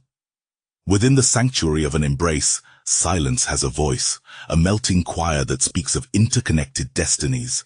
Bonds are woven tighter than the strings of the universe, and these ephemeral moments transcend the physical, anchoring spirits amidst the flux of existence. What's found in the clenching hug of comrades, but the pooling of their strength, each adding their fortitude to a collective reservoir? It's a silent pact, testimony to the steadfast resolve that defines their path. The power of human embrace is invocation and incantation, an unspoken but resolute declaration that they are one, even in the face of daunting plurality. In the chambers of mind where fears roil and hope flickers, it is often not the recitation of ancient rites nor the wielding of mythical artifacts that brings solace. It's the embrace, that sweet tenuous link wherein flows the balm for all affliction. A human embrace in its simplicity transcends the complex formulas and incendiary spells we so cling to for control. And what of love in this embrace, you might ponder? Ah, love, the elixir and poison of the ages, intertwined in a cosmic dance. Yes, here love thrives, nestling deep within the curves and edges of souls in mutual clasp. Love fuels the furnace that tempers the spirit, making it both shield and spear in battles unseen and yet to unfold. Through valleys darkened by doubt's shadow, our protagonists trek, and it's in these nadas that they find embrace's true virtue. Not merely comfort, but a catalyst, a transformative alchemy that turns despair into resolve, weakness into might. From desolate realms to the luminescent peaks of hope, it's the embrace that carries them onward. They understand now that their arms indeed can forge rings as unyielding as the fabled nebulae. It's an understanding that seeps into the skin, courses through veins, and alight upon the soul. The power of human embrace is a conduit for resilience, a wellspring for courage amidst the unfathomable. There are times when the embrace must be a parting one, temporary yet filled with a silent promise of return. These farewells, heavy with the unvoiced fears of what looms beyond, are not admissions of defeat, but affirmations of trust, pledges that no distance can sever the bonds they carry within. Amidst turmoil, the fractals of conflicting virtues, clashes of civilization's dogma, and the anarchy of revelation, they will find solace in each other's arms. For isn't it in the human embrace that all are equal, all are seen, all are recognized in their most vulnerable and beautiful form? They marvel now at this singularity, this unity within duality. In their hearts, a knowledge settles like the soft dust of a new world. Their shared touch is the divine syntax, the sacred code of their togetherness. And when two or more entwine in genuine regard, they perpetuate creation's initial whisper, repeating the cosmos's enduring vow of connectedness. Our champions learn, through ephemeral dusk and dawning light, that human embrace is nothing less than the manifestation of life's profound yearning for reciprocity. In the uttered and unutterable universe of gestures, the act of embracing serves as the tangible proclamation of life's perpetual quest for harmony and concord. As they spiral further into the enigma of existence, the tapestry of myth, Wrapping tight around the raw fibers of their reality, they hold fast to one another. Through embrace, they weave a potent spell one that fortifies the spirit, emboldens the heart, and assures that within the collective cradle of their arms lies the potential for miracles. So let these wanderers continue to draw from this well of human gesture, this purest form of communion. As they face the unfurling of destinies, as they beckon toward the climax of their tale, they carry with them the elemental might of embrace, proof that the greatest power they wield is found within the circle of their arms. They journey forth, an odyssey merging flesh and phantom, hope and dread. But they hold tight to that which binds tighter than any prophecy each other. In this unity, this fortitude of camaraderie, and that sweet venerated power of human embrace, they discover the truth that lies at the core of every myth. We are never truly alone.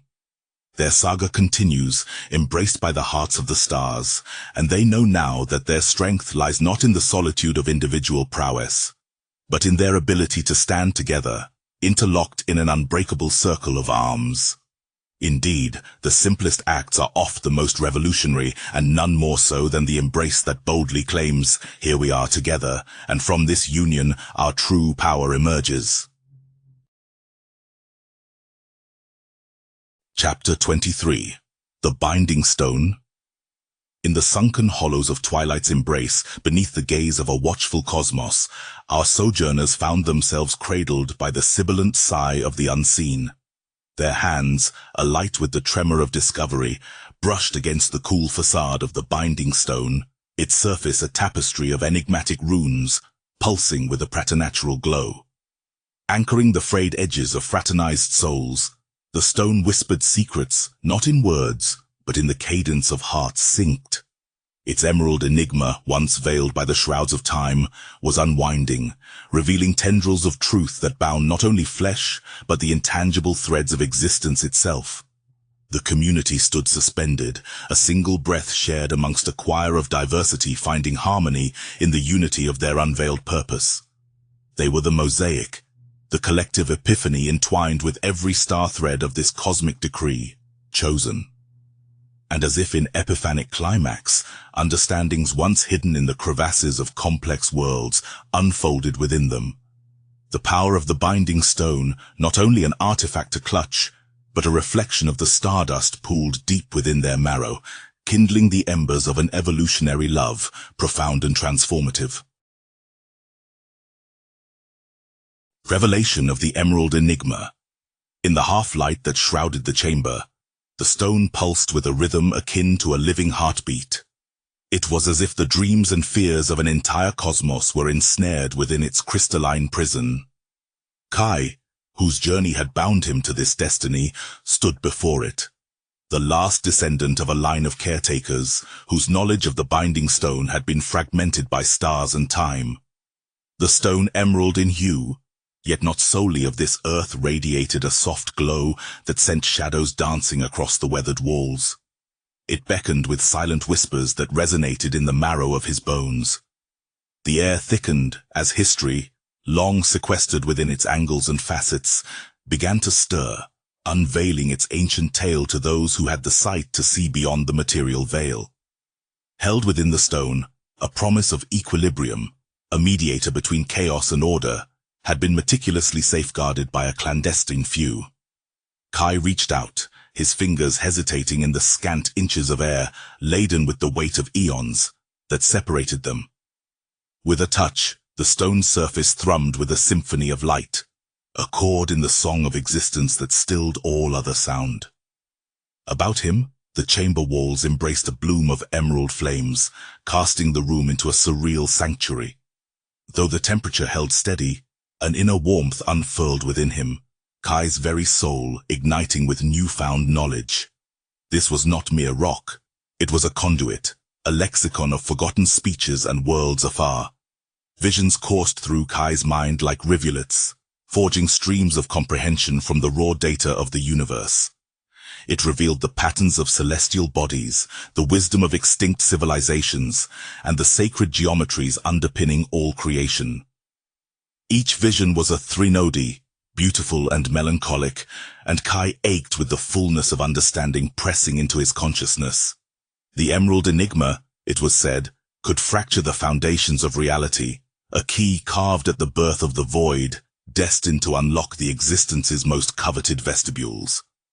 But with foresight comes consequence, and the knowledge it proffered was both salvation and damnation. Kai felt it press against the cages of his own flesh and psyche, demanding release, pleading for actualization. As he now understood, coaxing the enigma's power could resurrect forgotten ages or cast the present into oblivion. His predecessors had paid a heavy toll to strap down this mighty tempest, but winds this powerful were never meant to be fettered. They were forces to ride upon, to adapt and navigate, to respect. Kai stood, a pilgrim at the precipice of understanding, a witness to the testament of the ancients.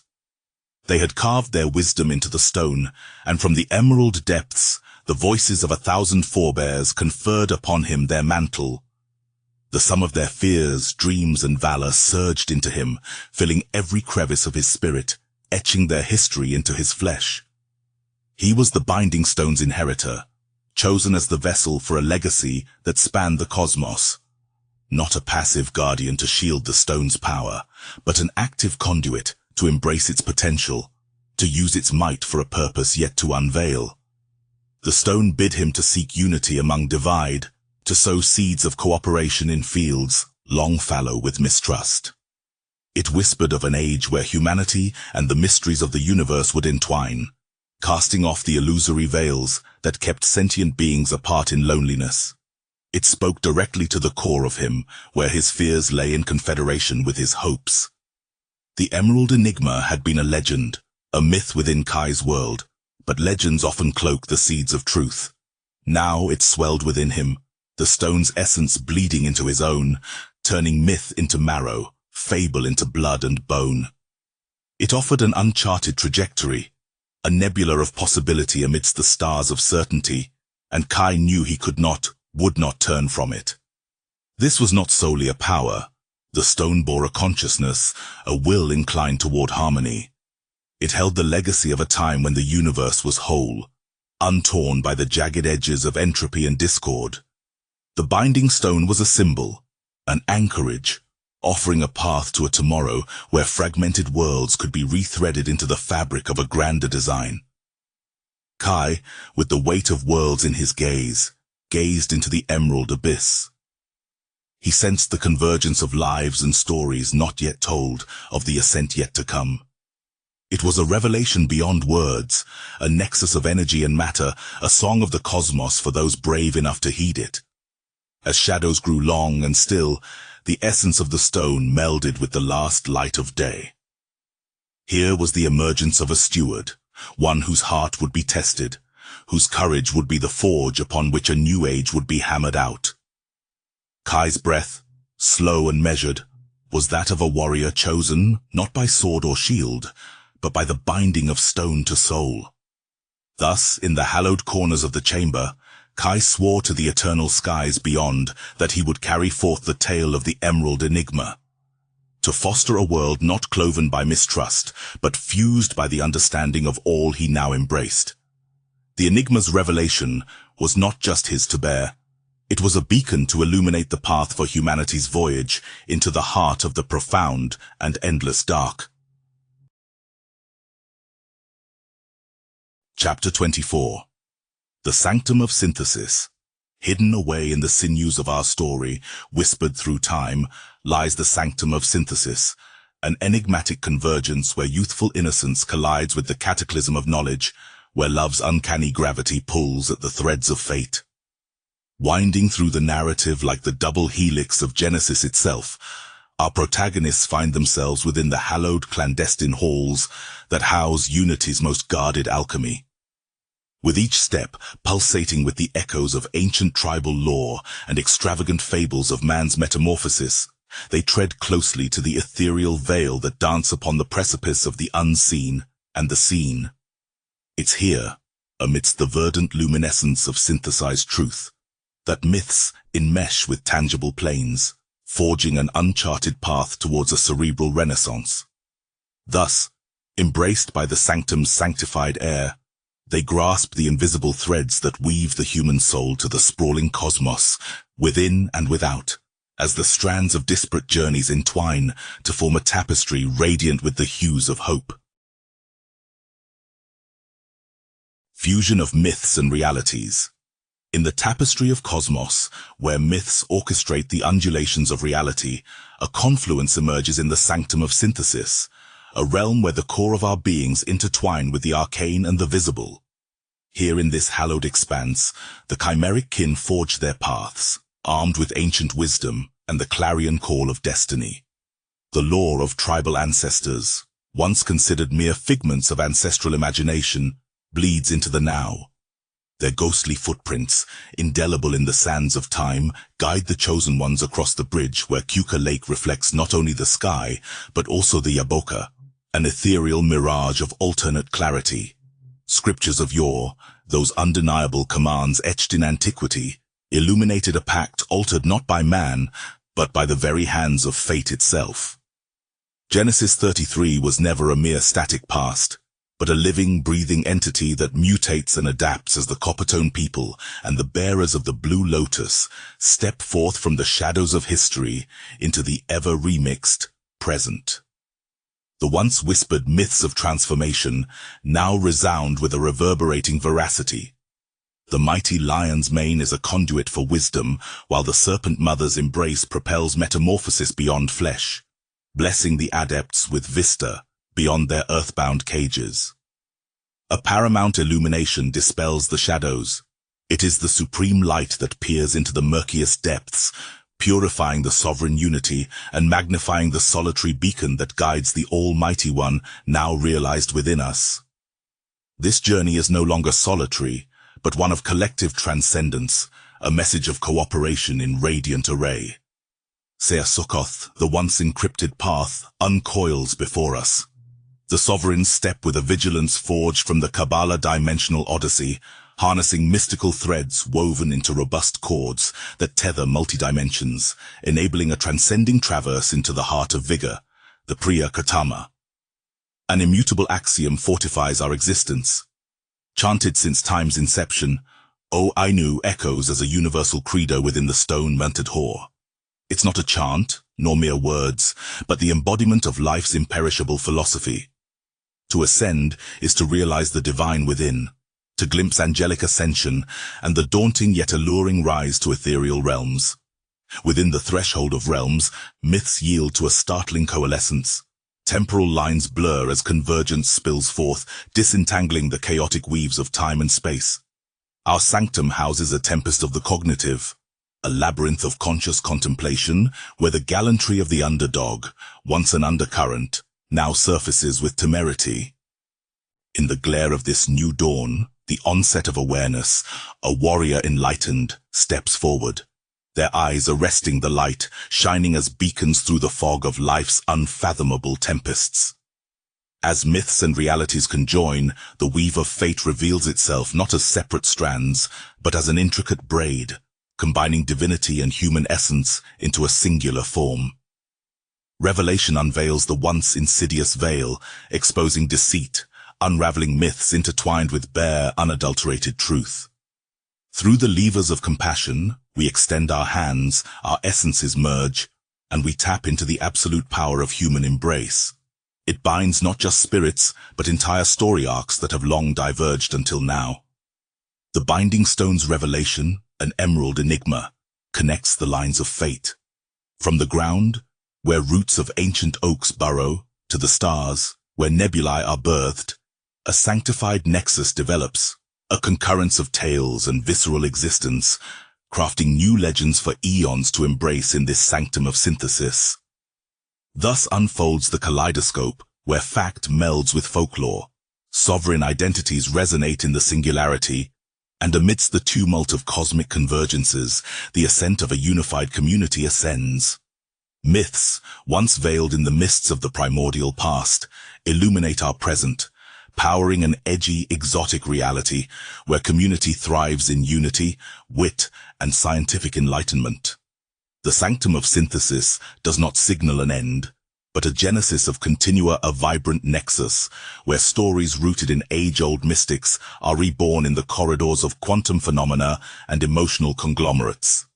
Fusion of myths and realities transcends as an immutable lexicon within the grand codex of existence, neither concluding act nor mere interlude, but an everlasting nucleus of the ageless narrative. As foretold by sages and seers, the impalpable portals of the sanctum pulsate with an indomitable life force, orchestrating a grand opus where every soul's resonant frequency harmonizes in the grandiloquent symphony of life. Myths and truths interlace, dance, and evolve, mirroring the perpetual essence that drives the heart of every creature towards the infinite, where all is revealed in the eternal crucible of synthesis. May this sanctum, this melding sanctuary of myths and realities, serve as an evergreen confluence for all who dare to dream, all who dare to decipher the enigmas of existence beyond mere sight, to those who yearn for a tale that binds, a reality transformed, a myth reborn in the fires of a journey into the sanctum of synthesis, where all is one and one is all. The resonating singularity, guided by an unforeseen force, our estranged protagonist, now suffused with knowledge as ancient and enigmatic as the cosmos itself, moved ever closer to the pulsing heart of the resonating singularity. There, within the expanse where myths fused with visceral truths, a symphony of unity awaited, the ascent of the unified community. A myriad of voices, each a distinct verse of the same transcendent tale, entwined to ascend toward the crescendo of destiny. Their singular desire to connect, to harmonize beyond the flesh, became their compass through the chaos, each soul a note in a cosmic melody, resonating through the cavernous void of uncertainty and the shimmering spectrums of existence. The once fragmented echelons of this world, now bound by the gravity of shared purpose, orbited the singularity that promised rebirth, a beacon of hope in the shadowed labyrinth of time, whispering the ancient truth that in unity there is not just strength, but existence itself, boundless and infinite. Ascent of the unified community, upon the cusp of a dream and the fold of the wake, threads of consciousness wove harmoniously into the tapestry of unity. Herein lies the sine qua non of our saga, the ascent where diverse minds and disparate souls become one. For as the beacon's call had resonated, from the isolated alcoves of thought to the bustling arenas of debate, a singularity was born not of silence, but of a chorus rising. Through the kaleidoscope of ethereal planes, the call that began as a whisper now culminated in a roar as vast as Shechem's expanse. As if in dance with the breath of life, the distinct communities bounded by time, space, and thought merged into a seamless entity. They ascended beyond the shackles of wordless isolation, grasping for the vitality that unity promised. The transformation was ethereal. Where once Copperton people basked solely in their own radiance, and the blue lotus submerged in their enigmatic ponds, unity threaded them cyclical. From the lion's mane to the serpent mother, all beings danced in the cosmos of collective awakening. In the nourishing light of the supreme, shadows receded, revealing contours of truth, each revelation a path that crossed continents, eras, worlds. It was the supreme light, it was said, that unveiled paths unknown. And in this unity, the mind's labyrinth yielded no trepidation, only the thrill of discovery. The resonations summoned all, the gallant and the meek alike, tearing through the veil of obscurity with the tenacity of one drawn to the heart of vigor, the Priya Kartama. An enigma unfolds from the depths of souls intertwined. O Ainu existence became axiom, not question. This unity was the epitome of collective consciousness, an alignment heralding the dawn of a new understanding, a new battle. As Stone Mount Hor witnessed, the climb of the unified community surmounted more than just the physical. It was a journey that spiraled upwards, transcending the cognitive tempests that lay in wait. Together, they embraced complexity and simplicity, grafting them into a cohesive narrative of triumph and temerity. The shared realization sparked a catalyst, and from the heart of understanding blossomed the most potent force. awareness. The dawn of the enlightened warrior was upon them, paving the way for the entwined revelation of shared destinies. What once lay partitioned by veil and shadow now shimmered translucent in the light of compassion. In the obstinate face of deception, truth bound tightly to the soul of this new community.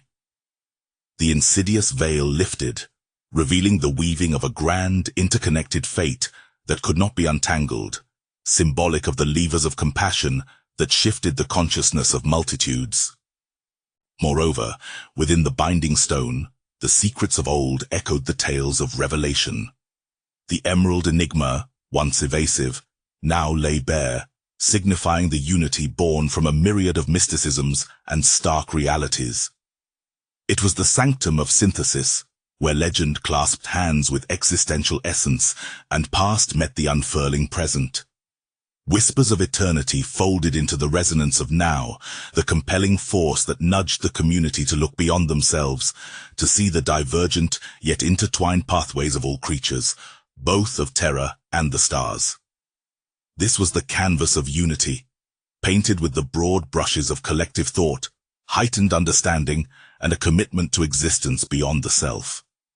In the resonance of singularity, a promise was forged by the hands of many an oath, echoing through the framework of space and time. It beckoned the preordained and the accidental alike, drawing them to the summit of oneness, where perspectives blend into the singular sight of acuity and compassion. This ascent of the unified community was not bound by the simplicity of convergence alone. It became a complex symphony where each note played was essential. Each chapter of existence contributed to the score, a narrative outlined by the ancients and inked by the contemporaries, to be inevitably read by the posterity of tomorrow. Thus, the ascent marked an epoch not of end, but of inception, where beginnings and conclusions danced in a constant tango and no thread was left unspun, where every voice found echo within another, and the lone journey became a pilgrimage shared. Bearing witness to the indomitable rise, each soul became a beacon, and every beacon a guiding star in the darkness. A unity so profound commanded the heavens to listen, and in that singular moment, amid the ascension, the community forged a bond that would resonate through the annals of the cosmos, eternal and indissoluble.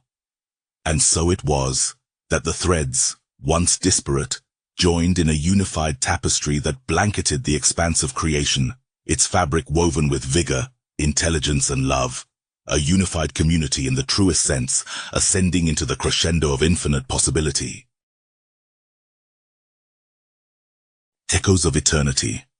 In the quiet aftermath, as the dust of adventure settles, revelations flicker against the span of conscious thought.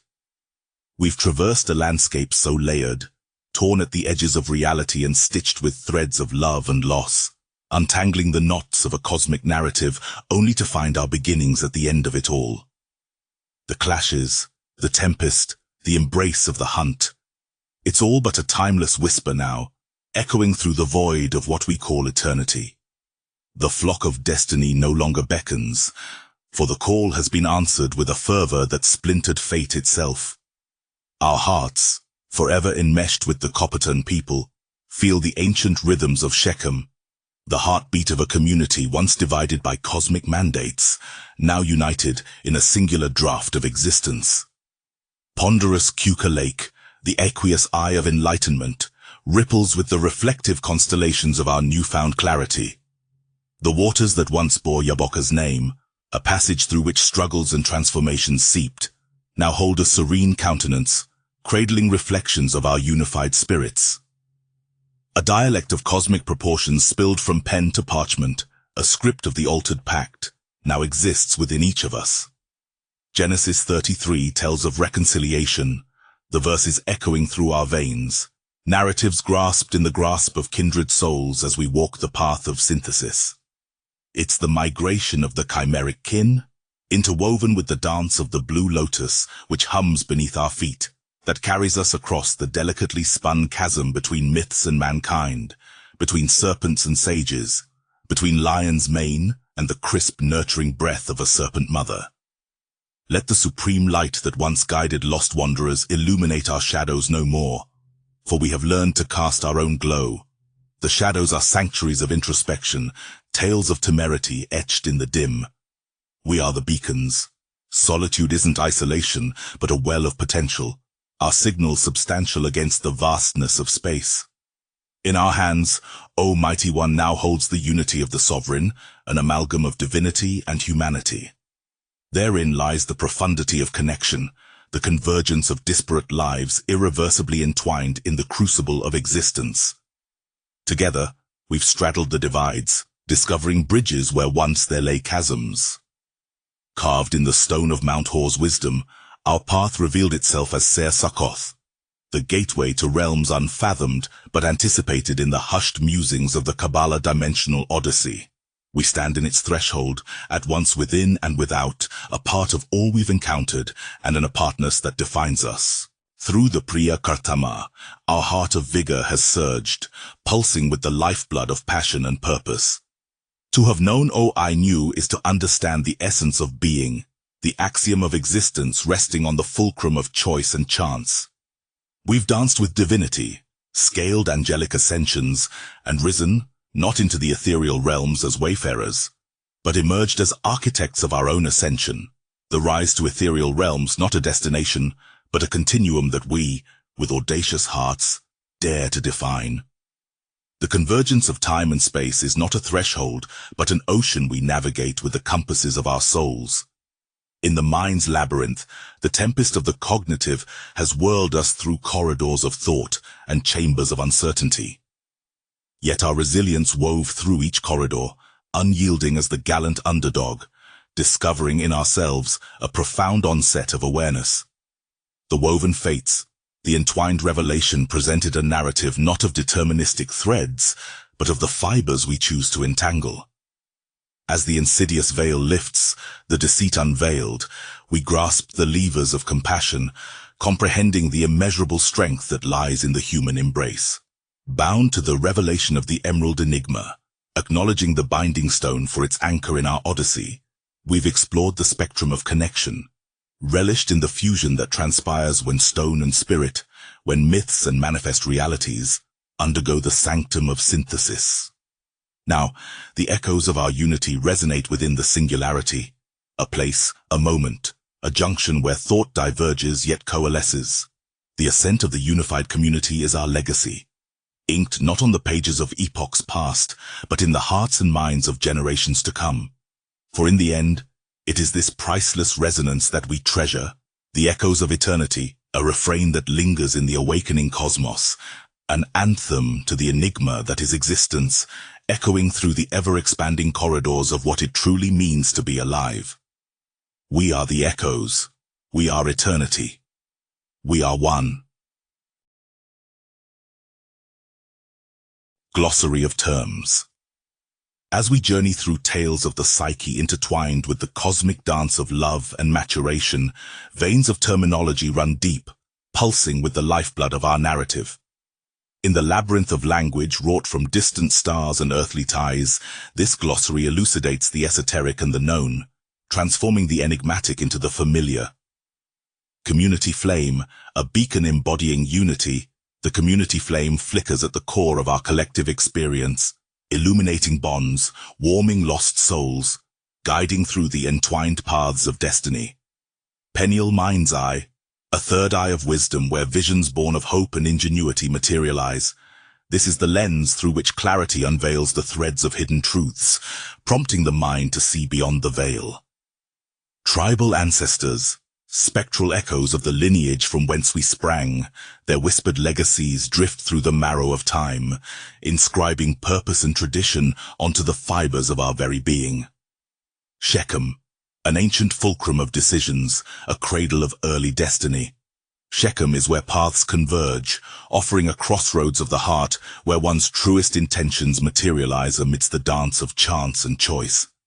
Genesis 33, the altered pact, the fateful script, a codex where the olden words morph anew, revealing ruthless pacts and softening edges of empires forged upon the anvil of time's relentless hammer.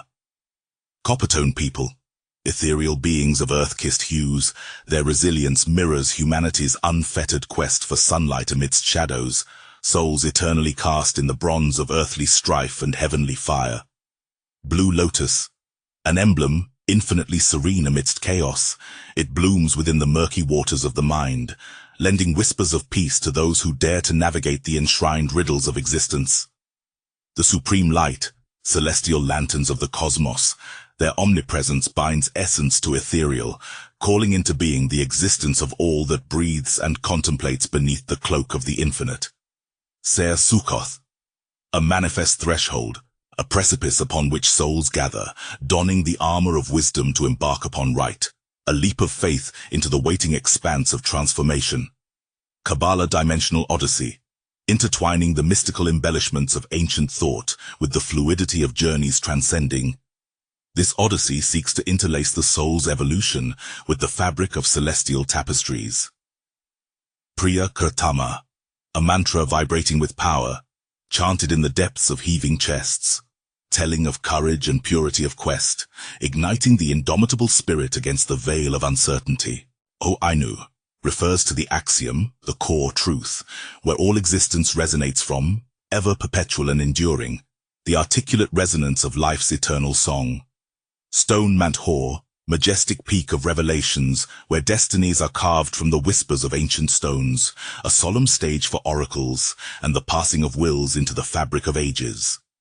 Angel Ascension, the rise to ethereal realms, the ascent, a transcending flight born from the crucible of mortal coil.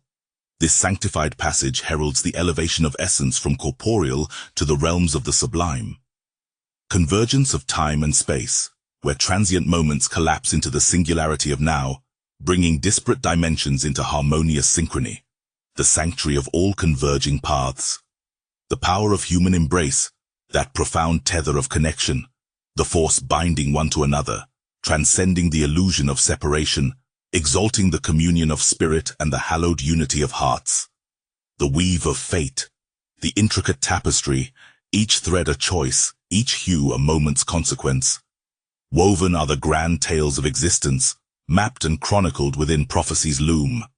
This glossary sheds light, like a constellation of ideas, a celestial chart guiding you through the woven narrative.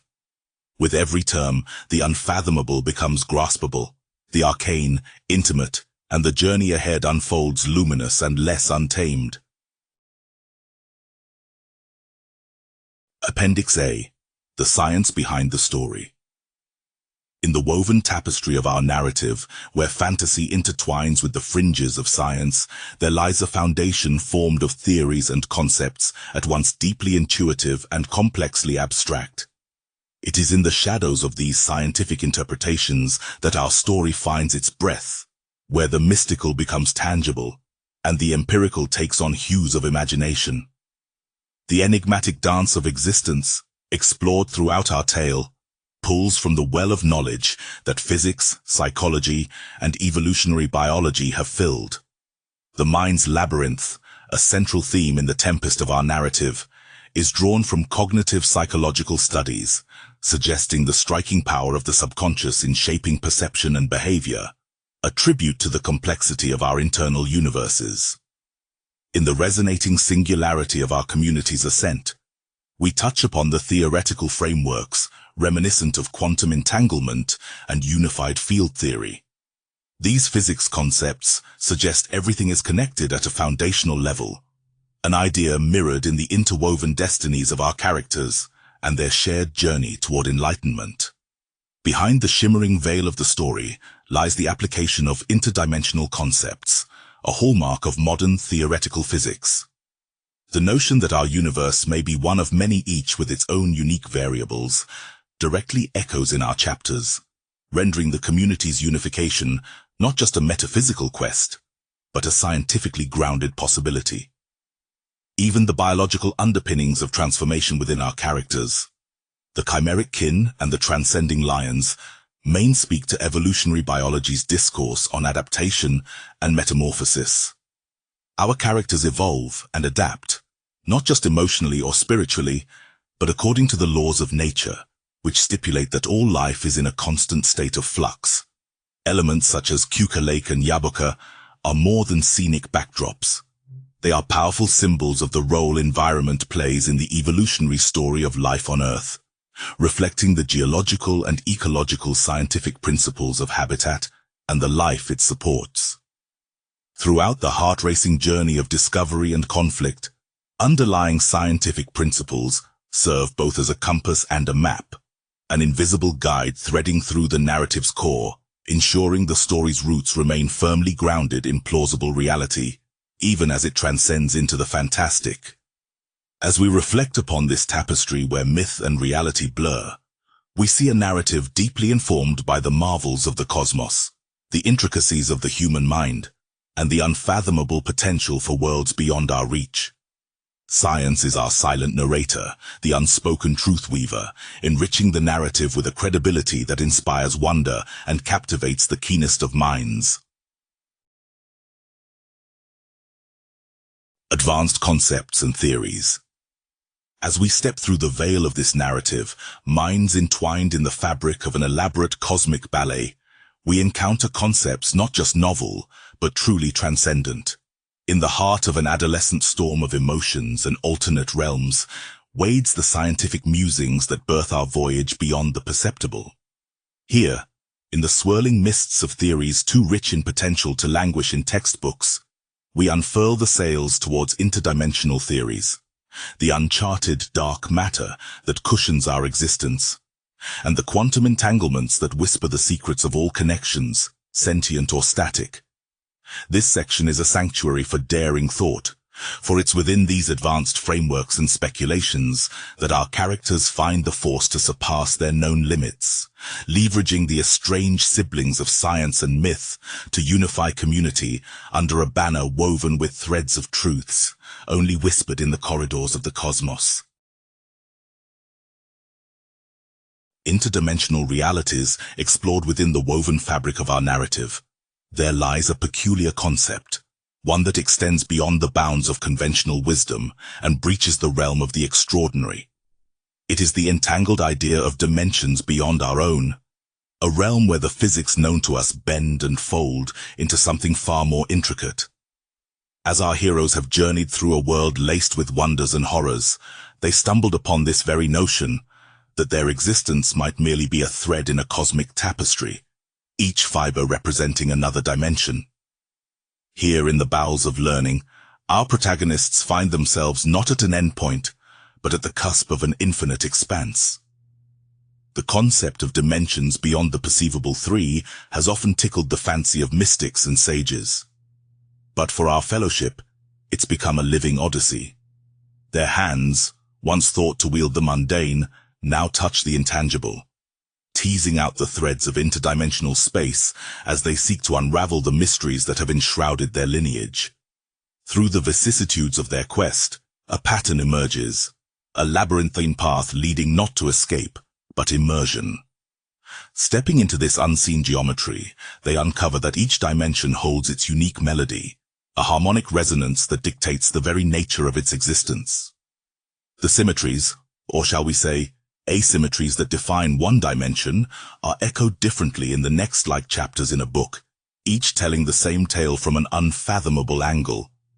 In this expedition, our champions encountered entities that defy the sanctuary of their reality, beings composed of energy, thought, or even dimensions themselves.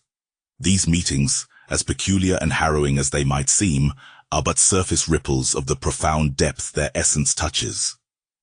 Consider the realm of love that burgeons within the heart of our story, a sentiment transcending the physical, framing a dimension of its own.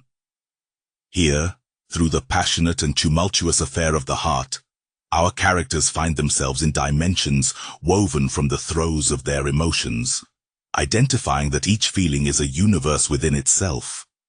While charting such foreign celestial seas, they've come to learn of a force that sutures these disparate dimensions' consciousness.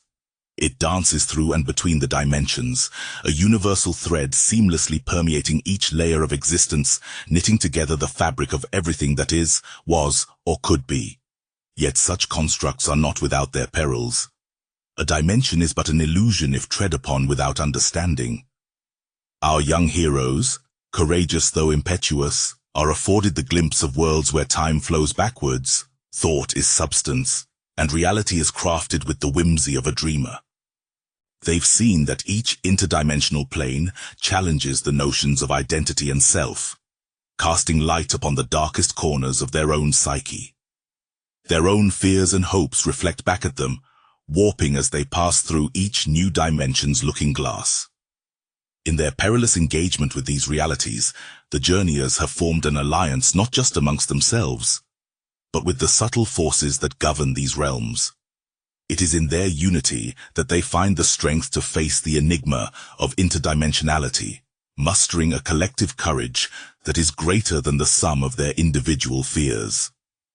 This journey into the multiple layers of existence unveils a truth more profound than any ancient wisdom. Every action, thought, and intention ripples across the infinite span of creation, hinting that perhaps our very universe is but a shadow of a greater dimension yet to be explored. Toying with the delicate balance of these dimensions, our protagonists bear witness to the collapse of some and the birth of others. It is a tumultuous series of events wherein they must discern which threads to pull and which to mend, for their choices weave the immediate tapestry of their own reality. Amidst this odyssey of the mind and spirit, our characters discover that even within this seemingly boundless multiverse, there exists a singular point of convergence, a place where all dimensions resonate in harmony, an axis of pure existence that might be the key to unifying their fractured world. As the chronicles of our heroes bend towards this apex of interdimensional discovery, they stand not as mere witnesses to the unfolding of the cosmos, but as pivotal architects who hold the potential to shape its very nature. It's here that their paths diverge and converge, threading a narrative that will lead inevitably to that singular moment where choice and destiny are one. And so it is, within this journey through the myriad realities that stretch out like so many branches from an infinite tree, that we find our fellowship not at an end, but at a beginning, the precipice of awareness, where they and we understand that to explore the interdimensional is to delve within the boundless realms of our very souls.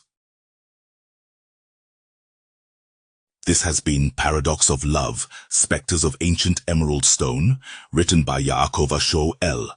Narrated by Tariq Mansour. Copyright 2024 by Yaakova L.